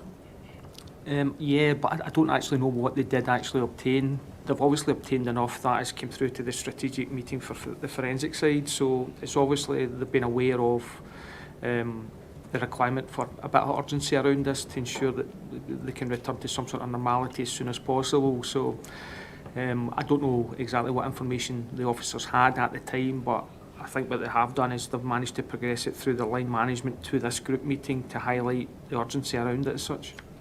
And you're using the word urgency. Yeah. What would you have expected in terms of the time frame for steps to be taken? As I said, I mean, the 5 different loci, certainly, I mean, we still had Hayfield Road, we had the deceased, and thereafter it would have been the house of Mr Zahid. So that then become the third most important priority. And in terms of timescale, what would you have wanted for returning that property to the family? It's really difficult. I mean, but we would try to get it back within that kind of 24-hour window. I mean, if not before that, to be honest.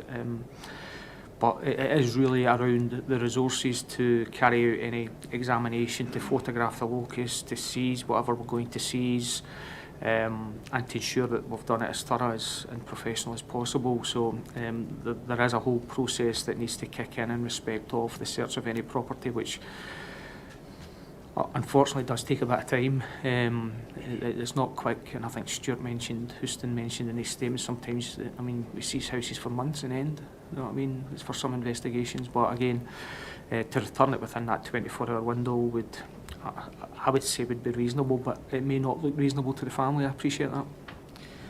And knowing that the brother was disabled and needed to return to the address, if you'd known more about that, would you have been able to move things more quickly in relation to the house? I think if I had the information that you're now detailing, I think it's just common sense that we would have moved to a fast-track process for this and tried to move resources around to facilitate it. But as I say, I wasn't aware of that information at the time.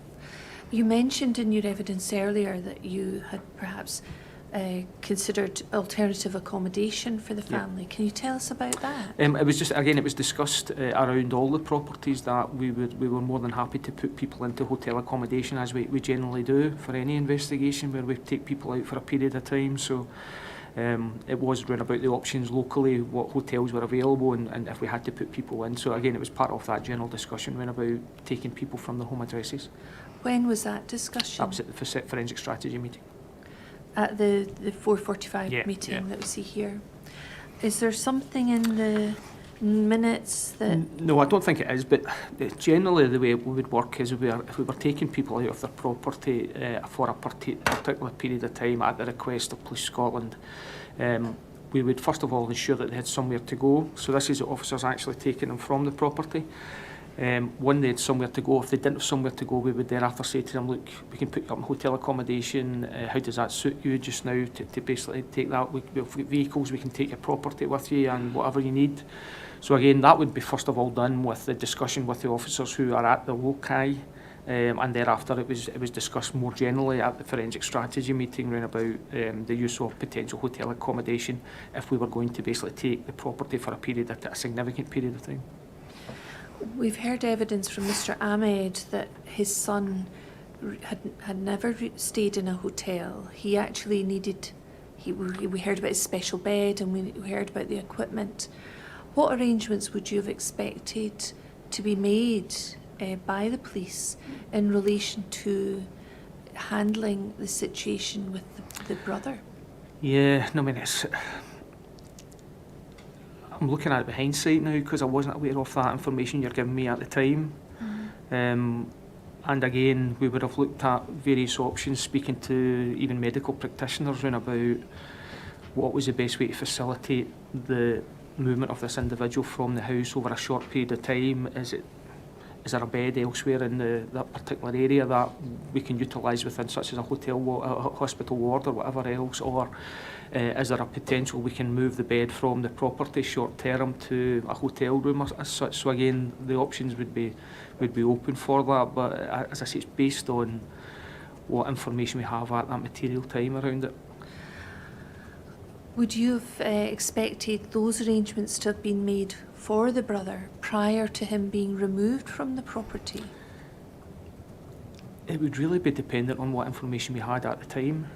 As I say, I'm speaking to you with hindsight just now, round about, and with that information and with the fact that we were taking the property, I would have expected that we would facilitate as best we could his home living conditions with elsewhere in, whether it's a hotel or wherever, that we would try to mirror exactly what he had at home. But as I say, I'm saying that with best practice, with hindsight. I'm unsure exactly what, if they had that abundance of information that you have at this particular time through the detailed statements from the family members. And what bearing would it have on your decision-making process, the fact that really you were looking for clothing in a laundry basket in a bathroom? Would that have any impact on No. the arrangements you could have made for the brother? Not particularly. No, I mean, there is a process we go through. I know it appears very sterile and very cold, perhaps, to people who are not familiar with it.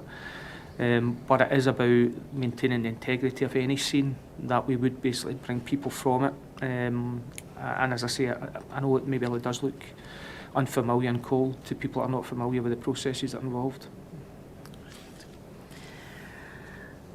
Can I ask you about, you spoke before the break about you understood that consent had been sought from the householder.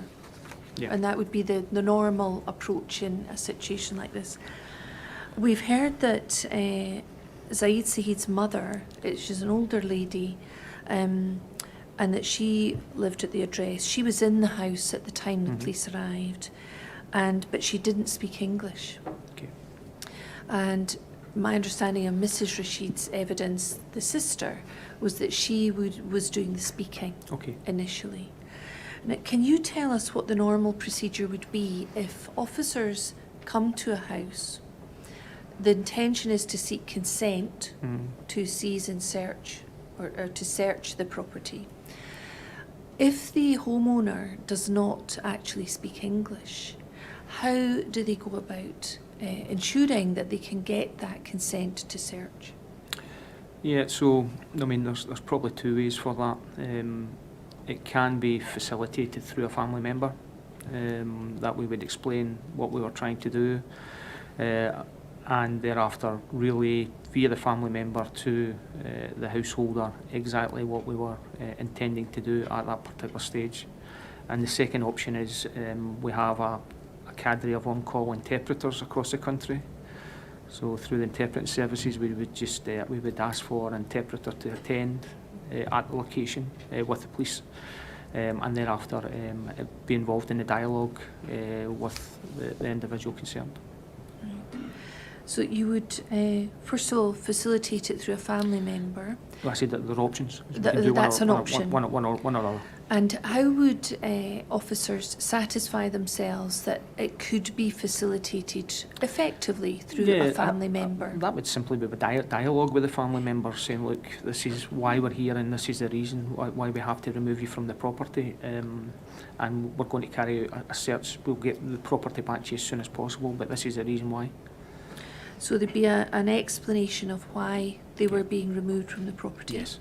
And an explanation, I think the words used, to explain exactly what you intend to do. Would that be an explanation of what the police intended to do?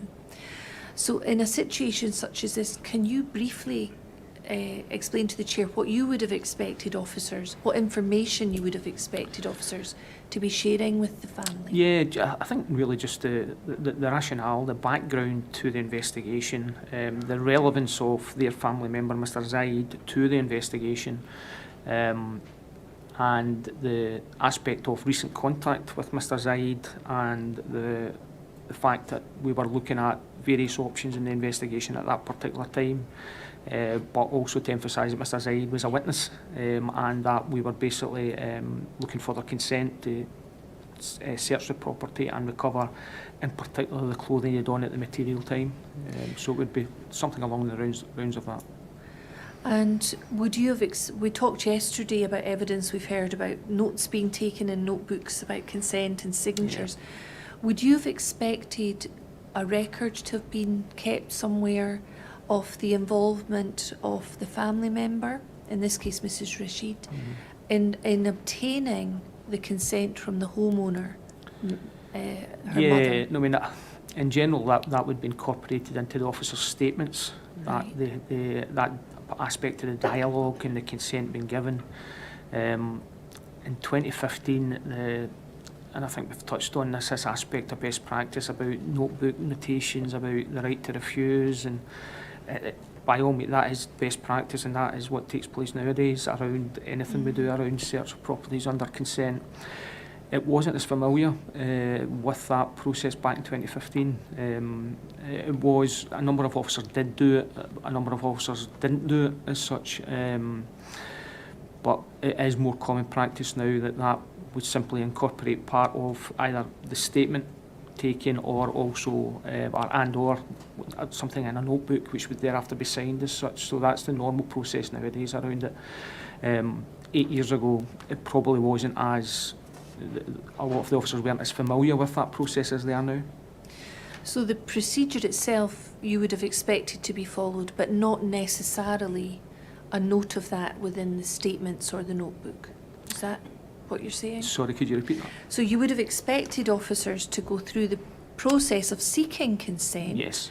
and providing the information you've given us, but maybe not necessarily noting that in a notebook and getting the signature Yes. of the homeowner or the family member or Yeah. both. And then you've talked about the possibility of getting an interpreter to attend. Presumably, if this is part of the process of seeking consent, would that be done before the family are invited to leave, or would it be done after but before the search?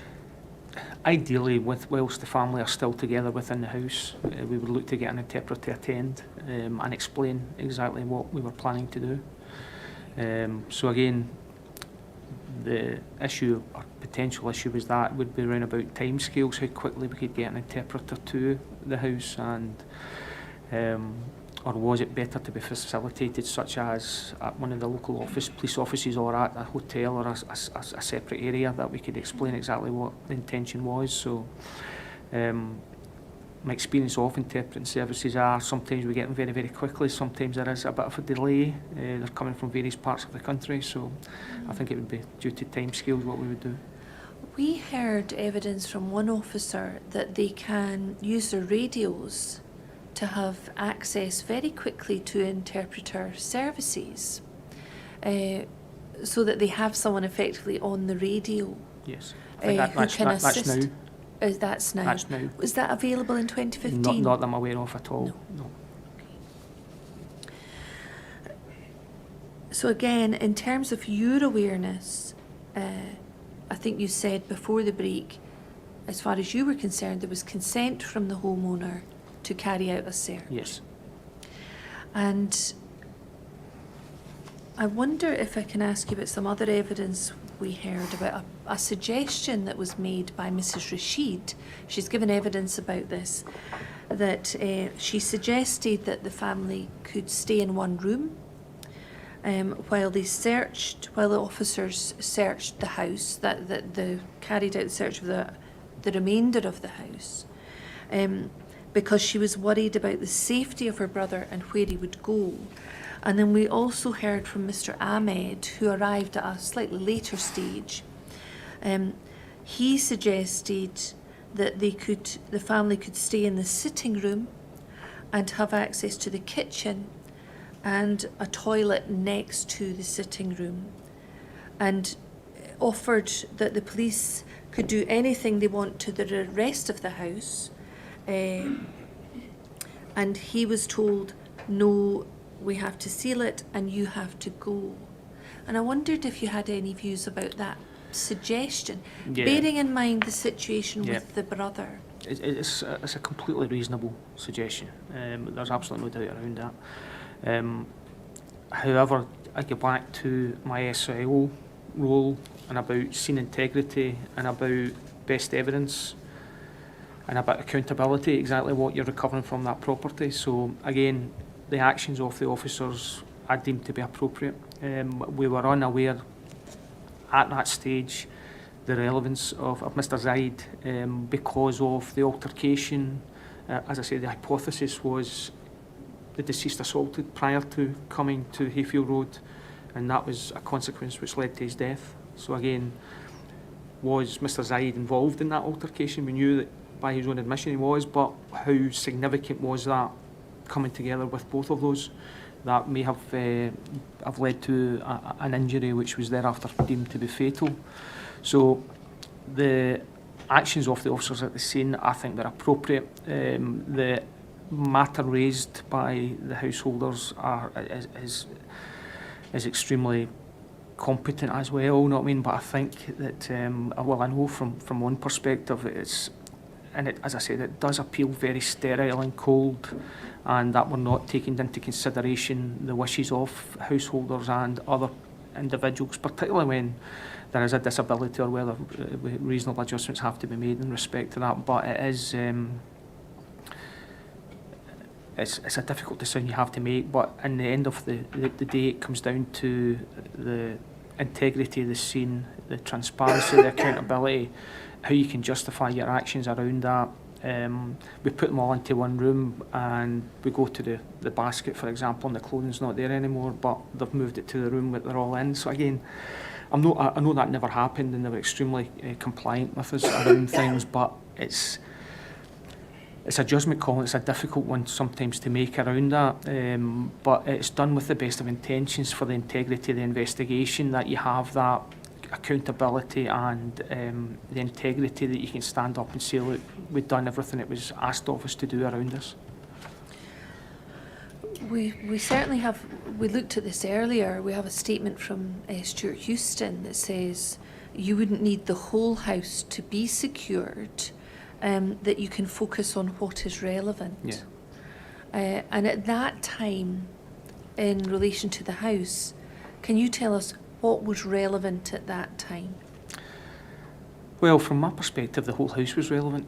And that's why we'd asked the family to go out. We were unsure exactly how relevant it was, as I've described, round about the coming together with the deceased and Mr Zaid. So with hindsight, it's easy enough to say we should have done it this way, but at that time, on the basis of the information we had, I believe the correct decision was made. I know it sounds cold and hard, and that the police are making this decision without any consideration, but that's not the case. There is a wider aspect to the investigation. Obviously the welfare and the well-being of the householders is significant, but so is the integrity of the investigation and finding out exactly what had occurred on that morning and why Mr Bayous was deceased. Can I ask you, if you'd known on the 3rd of May what I've shared with you from evidence we've heard, if you'd known that, would you have taken a different view on the 3rd of May as to whether you needed the whole house or part of the house?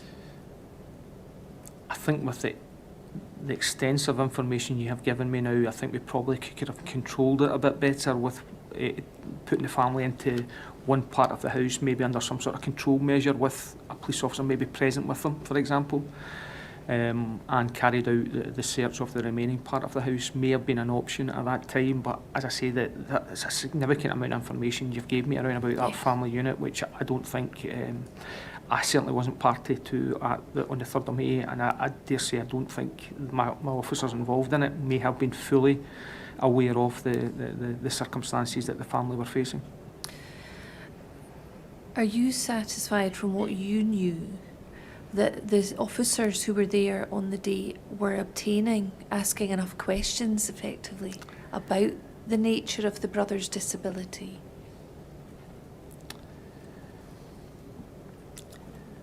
I mean, as any senior investigating officer will tell you, you have to trust your officers. You delegate responsibility. They're trained in respect to what they've been asked to do. It's not my role to basically almost chase them up and ask them if they've done it yet. I mean, there is that whole trust aspect that you're dealing with a fast-moving investigation. So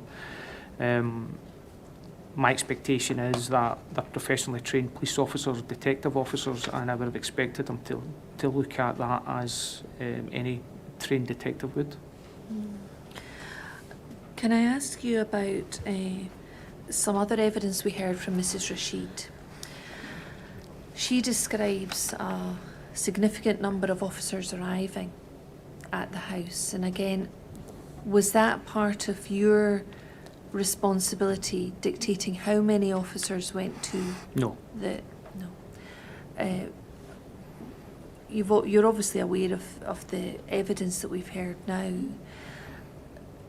Given you were keeping an open mind, but in relation to this house there was an issue about the clothing, Yeah. what would you have expected in terms of the number of officers to be sent to that property? So the number of officers, I'm unaware how many went to that property, and I was unaware at the time.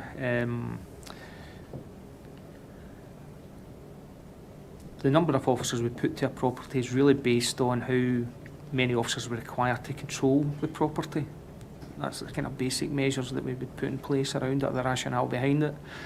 I'm unaware what considerations were made by the officers attending through liaison with either Stuart or Colin Robson, and why did you say 6 officers were deployed? We haven't heard evidence yet from the actual officers. Right. We intend to seek further evidence from the officers who were present. So I wouldn't like to say a particular number. I mean, I don't know how many attended that day, and as I say, it's based on information that the officers may have prior to attending, round about how many persons are within the house, how many officers it will take to control the property. So again, that's a normal consideration by officers attending a property. So when you were approving the forensic strategy document, did you have any thoughts in your mind about the number of officers that would need to go to the house? Did you have any concerns at that time about securing the house or gaining control of the house? At that time we had control of the house. No, when you were preparing the forensic strategy we had document, control of the house. Did you have any part in the decision about sending the officers to the house? No. We've heard evidence from Mrs. Rashid about the way the officers came into the house. And she talked about being intimidated, that they were presented as quite forceful, and she asked for a warrant and they did not have one. And her evidence was that she did not receive an explanation. Now, I appreciate we've not heard from the individual officers, but is that the sort of approach you would expect in the circumstances of this locus? No, but again, it's down to personal perception of the individuals. 6 police officers coming into your house, there is that subliminal perception of en masse almost.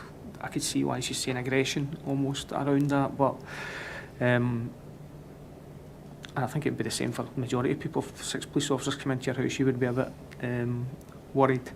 But and again, it's down to communication skills of the officers involved to ensure that they put forward the fact that there is no suspicion on the family at all around this, but this is why we have to do it, and it really comes down to interpersonal skills of the officers dealing with the householders, and again, the officers are trained in interpersonal skills, how to engage, body language and so on. So as I say, it's really up to the individual officers about their interpersonal skills to ensure they put the householder at ease, they explain everything, that any questions that they've been asked, and that's very, very clear, to them. So as I say, but I can understand the initial perception of a number of police officers come to the house. I think you may have answered this question in a sense when we spoke about Martin Dick's house, but we also heard from Mrs. Rashid that she was she's a Muslim, and she was particularly concerned that a male officer stood outside her room while she was changing, and that she had had to make a special request that he stand outside. Okay. Does that cause you any concern? Yeah, no, I mean, obviously, no, I mean, with hindsight, I mean, we could have been further research done on to the family unit itself, around about the fact that they were Muslims. Could we have taken some advice from some of our diversity colleagues or our lay advisor as such? You know, I mean, could we have? Again, it's really difficult. I can see that point as I've detailed there. However, we are responding to a lifetime real incident, which is really moving very, very quickly at pace, and the aspect of the, as I say, the hypothesis round about the relevance of Mr. Zaid, it wasn't clear at that time round about what had actually occurred between him and the deceased. So again, as SIO, I was keeping an open mind, but there was an urgency to secure that property because of what I've already described. So as I say, if we're playing a tabletop exercise or we're looking at how we would deal with this in the best practice as such, yeah, by all means, but put yourself there on a Sunday morning at the coalface when you're basically dealing with such a significant incident. It's really, really challenging to do everything that you would want to do as per standard operating procedure and per guidance. I mean, you are actually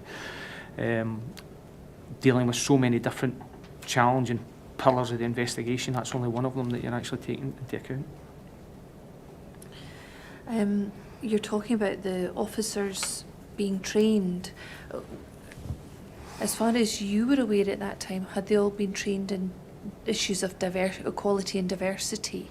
Yeah, I mean, there's a significant number of courses, as you'll see in my training record, you go through over a period of time around about diversity and considerations and inclusion, and so again, from probationer training all the way through to, I mean, the detective training, they'll have encompassed some aspect of that. And would your officers be aware, as part of the training they receive, that Muslim women would wish to be separated from male officers in that scenario? Yeah, I mean, I think they would have a general understanding and appreciation of that. So that would be something you would expect officers at the house to know on the Sunday morning, and not need any special contact with? No, and if there was any doubt, no, I mean, there was. We had a diversity representative on our GO group at that time. So again, that there was that link into the, I think it was Jill Bolton, who was the inspector who was involved in the whole considerations around about equality and diversity. So there was someone there that they could have contacted if there was any issue around about that or any wider concern that they had. So individual officers in a house, in the heat of the moment, would be able to contact someone that could provide further guidance. Is that what you're suggesting? Well, there is that aspect they can do that, or prior to going out to the house, they can obviously liaise with Jill, who was obviously at Kirkcaldy on that morning as well. But again, I think the general acceptance and understanding that I would expect the officers would be fully aware of that, to be honest with you. Right. And we've heard evidence from Mrs. Rashid that she, during the time the police were in the house, she was trying to make a phone call on her mobile, and she was speaking to another brother who wasn't in the house at that particular moment, and that an officer removed the phone from her hand when she was making that call and didn't wish her to make any phone calls. Now, we've heard that this is being done with, as I understand your position, consent of the householder. You're seizing under common law, but you're getting the consent of the householder. Would you have expected an officer to be taking a mobile phone from somebody's hand? Not particularly, no. probably would have expected also just to say, could you maybe come off the phone just now just to explain further what's going to happen. It's different where there is aspects of suspicion, for example, whereby we've had the occasions through investigations whereby we would take that activity where there was suspicion, so such as disposing of evidential material, whether it's a phone call being made or the potential to delete calls, text messages, so on and so forth. So there would be aspects that we would take that sort of activity if there was suspicion, but in this case there was not. So probably a more general approach about advice to the individual about, could you come off the phone just now, you'll have time to make a call once we go through this process with you. So we'd probably, and that's back to the individual officers' interpersonal skills around how they would manage that.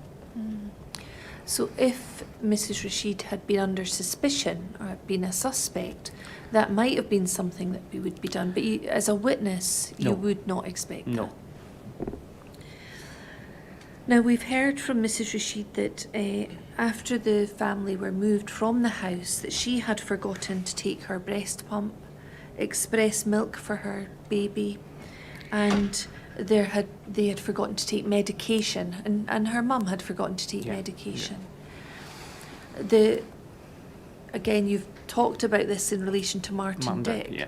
but can you see any reason why in this particular house that they would not be allowed to have those items removed from the house? No. And the way it's normally done is that we would normally ask the householder where the property is that they're looking for, and we would send police officers into the house to remove it, Yeah. other than the householder going back in, to ensure the integrity of it. So that's the way it's normally done. And as far as you're aware, was there any contact from the scene with officers saying, is it okay if we go and get these items for the family? Not to myself, no. You weren't aware later of any No. issues over that? No. So we talked before the break about a briefing at the end of the day, and I think you said there wasn't one. No, so normally for any major incident or investigation that I'm running, you would normally have a briefing in the morning and then a briefing at the close of play in the evening, whenever that was, and you would just get an update from the detectives that were involved in the investigation round about where we are, the number of actions. So again, for this, in general, we would go through the various scenes that we'd seized and some other further inquiry we'd done round about witness statements. Now, we didn't have a chance to do that on the 3rd because, as I say, it was so fast moving, and also we had the gold group structures coming in 11:30, 14:40 and 2000 hours, and we also had PIRC taking on the investigation at that stage, so the pressing need to have that briefing at that time, it wasn't there. What we did do, we had the briefing the following morning at 10 o'clock at Kirkcaldy, which I chaired, a briefing between Police Scotland and PIRC around the activity that we'd actually we'd done the previous day. Was that the equivalent of the Yes. the briefing you would have expected the night before? It was probably twofold. So it was an update round about the activity on the 3rd of May, but it was also to provide an overview for the new officers who were coming on to the investigation, both from the major investigative teams of Police Scotland as well as PIRC officers that were coming on that day as well. Well, let's have a look at those briefing notes. Just since you've mentioned them, I'll turn to this now. We'll probably come back to them later as well. I think it's 784, the document, be PIRC 784. We looked at these with a previous witness, a DS Dursley. And we see these are typed up notes, briefing notes, and they relate to a briefing at 10 o'clock in the morning on the 4th of May in Kirkcaldy, chaired by you. Is this the meeting? Yes, this is a meeting, but I was just going to highlight through the disclosure of this document, that was the first time I've actually seen it. I had never seen it before, which is really unusual because I chaired the meeting. The minutes would usually come to myself for sign-off. Yes. But I had never seen this document at all. You've had a chance to look I have at a chance to look at it since now. then, Yeah. as a result of disclosure from Yes. the inquiry. And were you satisfied that these notes accurately reflected the meeting? No. No. Right. Well, tell us, please, where you have concerns. Will we go through them briefly? Probably as well going through it. I think have a there's only one or two issues which I had some concern around about the accuracy of it, to be honest with you. So there's no, often with minutes, and we've seen that with the forensic strategy document, often with minutes there's a list of who's present, first of all. We don't see that here. But it would appear that PERC have asked for all original manuscript statements to be given to them. Yeah. And what were those statements? So this is your original operational statement. It's I think the whole word operational statement appears to cause some confusion. So basically an operational statement is for a particular incident that you came on duty at a particular time, you attended, you managed, you dealt with a particular incident, and thereafter you went off duty. Now, an operational statement is usually pretty brief. So I'll give an example an example of this is that my operational statement for this incident, which I think is within the We looked at that yesterday. So that's 3 pages long. Now, that is my original handwritten manuscript statement, which details high level that I attended, I dealt with, I was SIO, I completed a policy file, I handed over to PERC and handed over to the major investigation team, and 2 or 3 days later I had no involvement with the incident. The more detailed account as such, when you look at the PERC statement, which is 254 pages. Is this the 6 separate statements that we looked at yesterday?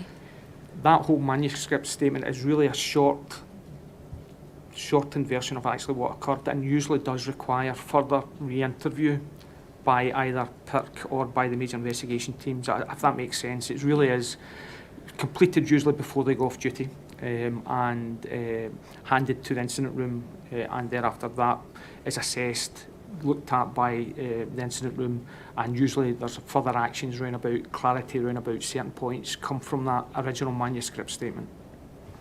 So when we see the minutes or these briefing notes, PERC have asked for all original manuscript statements. Is that original manuscript statements, i.e. operational statements from officers? That's your handwritten statement, yeah. And together with typed copies. And then it says this should be done with a 5-day turnaround. What does that mean? So that looks as if it's direction that's came from PERC around that. And again, I know you'll probably come on to that. It probably links into the post-incident procedures around about timescales. We'll come on to that later. So PERC are at this meeting, you're at the meeting, and then it says the deceased family have intimated that they don't want contact with any officer from Police Scotland, and any contact should be done through the PERC. Yes. Was that your understanding at that time? That was my understanding the previous evening. Right. Yeah. We'll come on to that as well. And then the PERC lead is Billy Little. Was he the person at the meeting representing PERC? Yeah, so I'm not sure why, but I think there was a handover on the evening, very late in the evening of the 3rd of May between Keith Harrow, and I think Keith was maybe going on annual leave. So there was a handover, and I knew that Billy Little was coming in to basically take on Keith's role in respect to that. So as I say, Billy came on the following morning, and he was at this meeting. And then it says, as a result, there is a problem with the identification of the deceased prior to the post-mortem. Yeah. PERC are going to make contact with Colette Bell to see if she will attend and identify. The post-mortem is taking place at 1400 hours today and will go ahead regardless. Identification will be ascertained through fingerprints. Can you give me a little bit of information about this? When did you become aware there was it's described there as a problem with the ID of the deceased prior to the post-mortem? So that was on the 3rd of May. That was as we discussed yesterday, the particular issues we had with the flow deployment and some of the complications we had around that, and the engagement with the next of kin. The information we got that they were unwilling to attend to identify Mr. Bio, and obviously we had Gary McEwen being deployed to the family unit at that time as well. So kind of late into the evening, there was a decision after the evening goal group round about the aspect that any contact with the family would now revert to PIRC and would not be Police Scotland officers. Right. And that basically thereafter highlights the issue around about identification. So the normal process for identification of a deceased prior to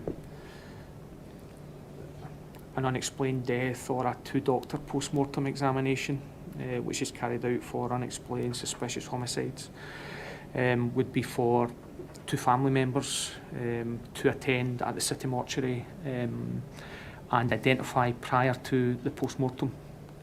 That's a normal procedure. I think I actually noted in my day book. I've noted down about identification at, I think, 13. Let's look at your day book. We'll come back to the briefing notes. So the day book is, I think we've looked at pages 5 and 6. Yeah. So it's just, I think it's the one that's all redacted out. I think it's further down. That one, yeah. If you get up to the top of that. So let me just. You'll see the one with 1300 at the top. Yeah. So identification So 1300, that's page, 14, 6. and then 2 p.m. for PM. So that resulted in a phone call from myself to Dave Green. The fiscal. Yeah, the fiscal around what I was aware was the issues that we had around about identification by or the normal or traditional method of identification by next of kin or family members of a deceased. So again, myself and Dave had discussed any other options around that. David explained that there was no flexibility with moving the timing of the post-mortem examination due to the availability of pathologists. Was that the explanation that was given to you? Due to the availability of pathologists, and that it would have to take place at that time. So we looked at and we discussed other methods of identification which we've used previously. So there are aspects such as fingerprints. There's a method such as what we call two in life and two in death. So police officers who knew or are aware of the identity of Mr. Bio prior to his death, and thereafter officers that potentially have conveyed the deceased to the mortuary and done the necessary paperwork around that.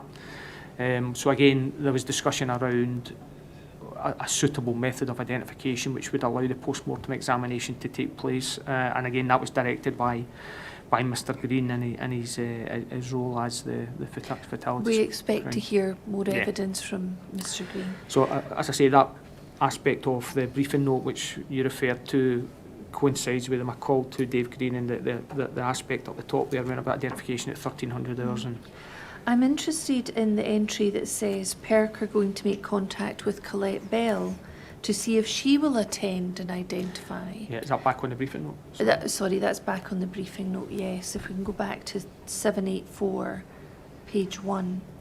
We heard evidence from Colette Bell that she was expecting to be asked to identify. She wanted to see Mr. Bio before the post-mortem. And can you tell me if you recollect at that briefing any discussions with PERC about what they were going to do in relation to Colette Bell or how they were going to make contact? So that whole aspect of family liaison and the post-mortem examination moved completely over to PERC at that time. Right. Well, we'll maybe hear more evidence about that. And then moving on, there's a part of the briefing note that says Mr. Campbell provided a brief summary of the known circumstances. Yeah. And is it this area where you feel... It's that bit's a bit inaccurate. Right. Can you point to the areas? Yeah, so the deceased had a family party with Zaid. They have had some form of verbal argument, which isn't the case. That's inaccurate. And I don't know if it's just been picked up wrong. As I say, sometimes because of the briefing and someone unfamiliar with the incident notes down as best they can the details of the briefing, but sometimes there are naturally inaccuracies with it. But that's usually resolved with the briefing note or the minutes been sent to the chair for checking, and as I said, that this wasn't sent to me, and that's why I've identified 1 or 2 inaccuracies around it. Do you remember who prepared the I notes? don't, and there's no name on it at all. No. And then, were there any other concerns that you had about the accuracy of this description?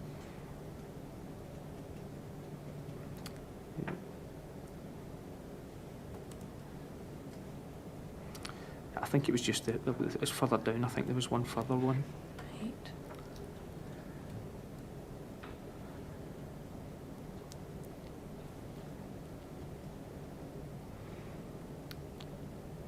No, I think it's just over the page. Yeah, I think it was that top line.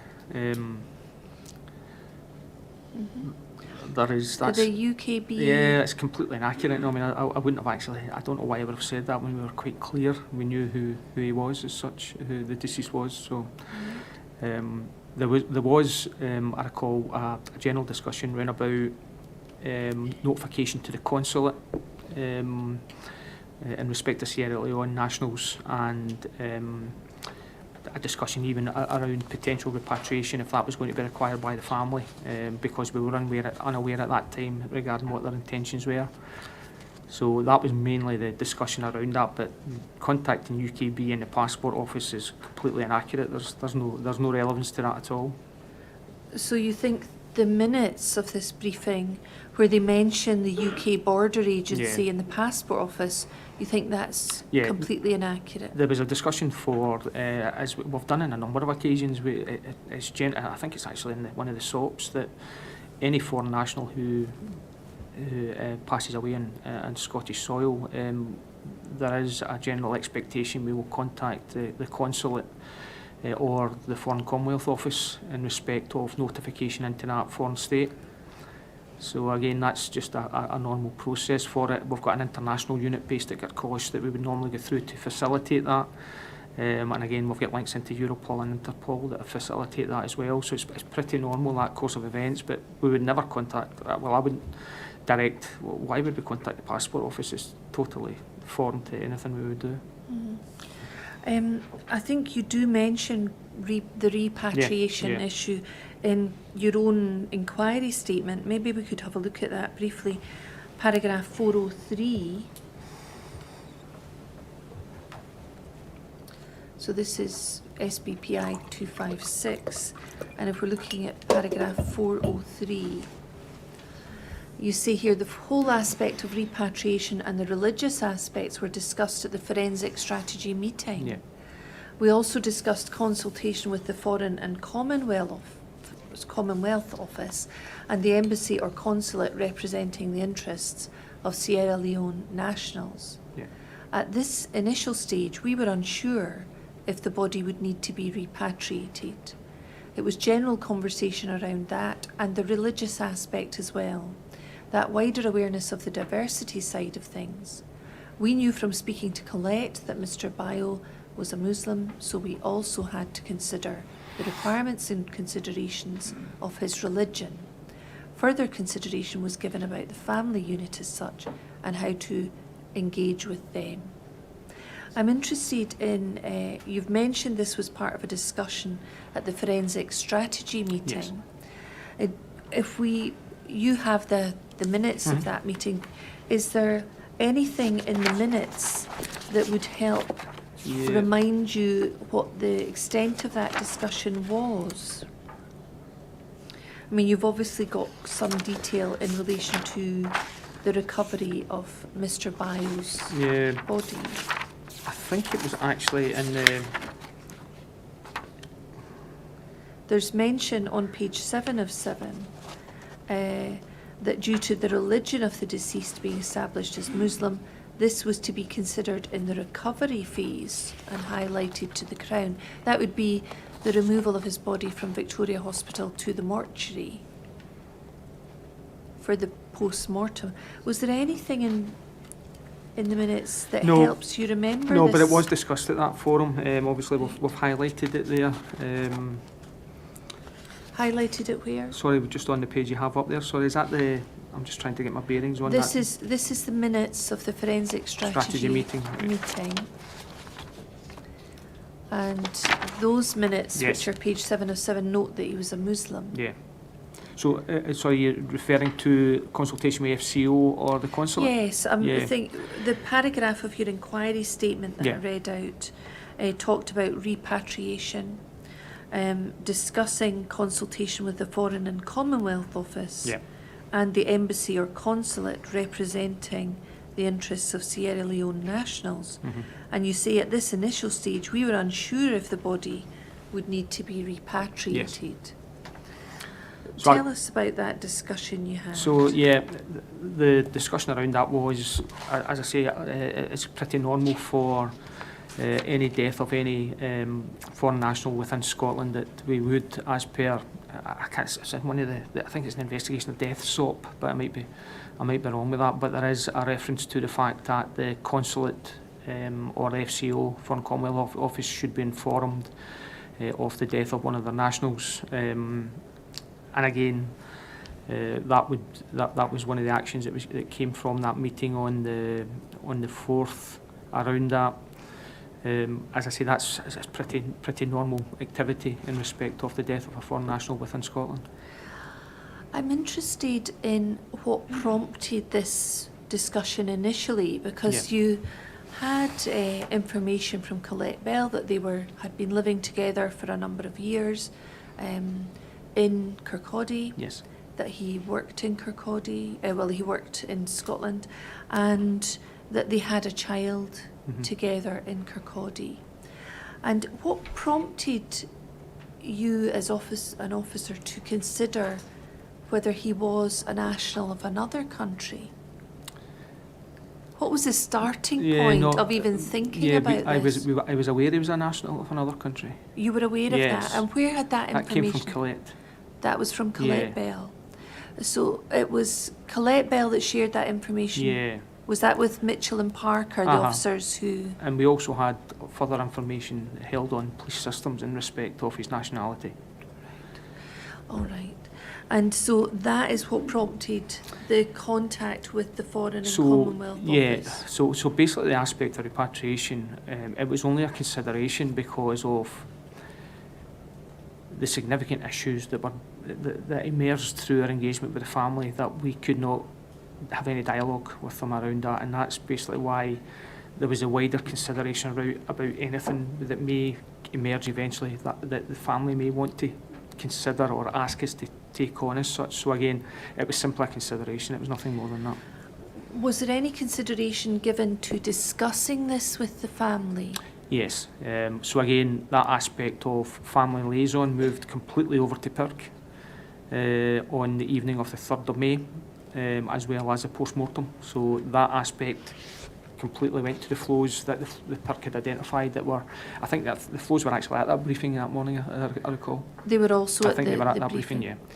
So you say on the evening of the 3rd, yes, PIRC took over issues regarding the issue regarding repatriation and the body and the matters with the family. Yeah, all liaison with the family was done. I think, as you'll hear from Keith Harrell, he contacted the family quite late in the evening of the 3rd of May by telephone, and thereafter visited them. And it was clear even prior to his contact with them that the PIRC were going to be the link into the family. And to provide us with any additional information we may require when about, such as repatriation or notification into consulates. So you had discussed the issue at the forensic strategy meeting on the evening of the 3rd of May. Yeah. All of those issues were effectively handed over to PIRC. So they were discussed also at the Gold Group meeting at 8 o'clock, chaired by Mr Nicholson, the ACC, and as I say, as we began to move through to the kind of late hours of the 3rd, it was a competent decision that we would move everything family related to PIRC, and also for the management of the deceased and the post-mortem arrangements would simply move away from ourselves to PIRC. We'll come on to the Gold Group meetings later today. Okay. So those issues, was this because of the issues the family had with police officers from Police Scotland? It was a lack of communication and lack of engagement, that we were trying to cover every angle as such to ensure that we were in a good place if we had to basically take any action or any activity. I'd like to ask you about Zaid Saheed. We've mentioned him Yeah. quite a bit today, and we were talking about the search of his family home. But as I understand the position, on the 3rd of May, we've heard evidence from DS Dursley that he'd made contact with Zaid Saheed by Yes, he had, telephone, yeah. and he'd sent officers out to pick up Zaid Saheed. And they're DC Telford and DC McGregor. They'd taken him via the Victoria Hospital to be checked over, Yeah. and then they'd brought him back to Kirkcaldy. Now, what involvement did you have in bringing Zaid Saheed back to Kirkcaldy? None whatsoever. However, if you can recall back when I mentioned yesterday, the engagement and statement from Colette Bell was significant, providing us with mobile numbers for both Martin Dick and Mr Zaid as well. So again, I knew and actioned. Obviously, these two people were two males were a priority to trace and note a statement from in respect to that. So that's how that action came about. And we'd noticed in your daybook yesterday that you'd mentioned Zaid Saheed as part of the events on the 3rd of May. Absolutely.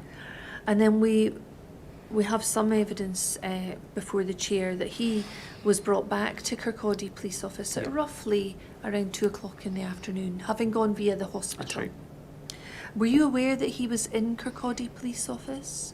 I was after he had been there for a period of time, and I was made aware by Stuart Houston. Did you know how long he was kept there? No. Do you know on what basis he was brought back to Kirkcaldy Police Office? Significant witness. And did he do that voluntarily? Was that with his consent? Yeah. Or was it on some other basis? No grounds. He was a witness, and he was brought back with his consent. And would it have been open to Mr Zaid at any point to then walk away or to leave or to say, I don't want to Absolutely. continue? Yeah. As far as you knew, was that an option open to him, but he was electing not to walk away? It's an option open to any witness. We don't have a power to compel people to remain to note a statement or for an interview if they're simply a witness. I mean, they're free to go about their business if they deem it appropriate. So there's no power or authority that the police have to compel witnesses to remain in a police station and give a statement? We've have some evidence available to the chair by way of a written statement. We don't have, we haven't heard the evidence of Mr Zaid, but we may have information that suggests he wasn't aware when he was in the police station that Mr Bio had passed away. He wasn't initially aware. Okay. Yeah. Is that correct? Were you part of any discussion or decision not to share that with Mr Zaid at an earlier stage? No, nothing to do with me at all, no. Had you indicated that you didn't want people to know that Mr Bio was... No, absolutely no way, and particularly that time of the day, I mean, the information was within the community.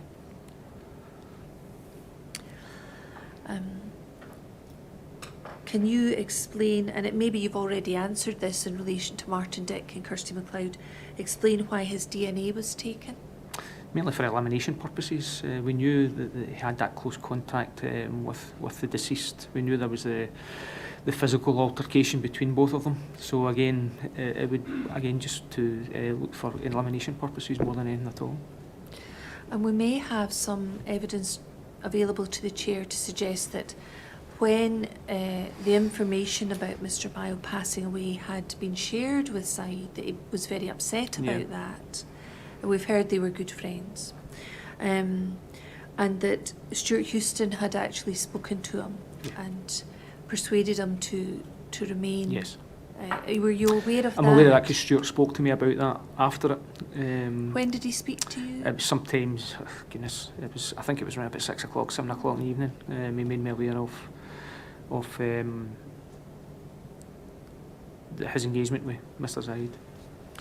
And do you have any concerns about Stuart Houston persuading Mr. Zaid to remain and to continue assisting the officers with his statement? Yeah, I don't, to be honest. No, I mean, he did speak to him about remaining and about how essential it was we got his version of events, exactly what had occurred, because it was an integral part of it. And thank you. I'm being reminded it's 1 o'clock. Sorry, I'm sorry. Stop for lunch there then instead of 2 o'clock.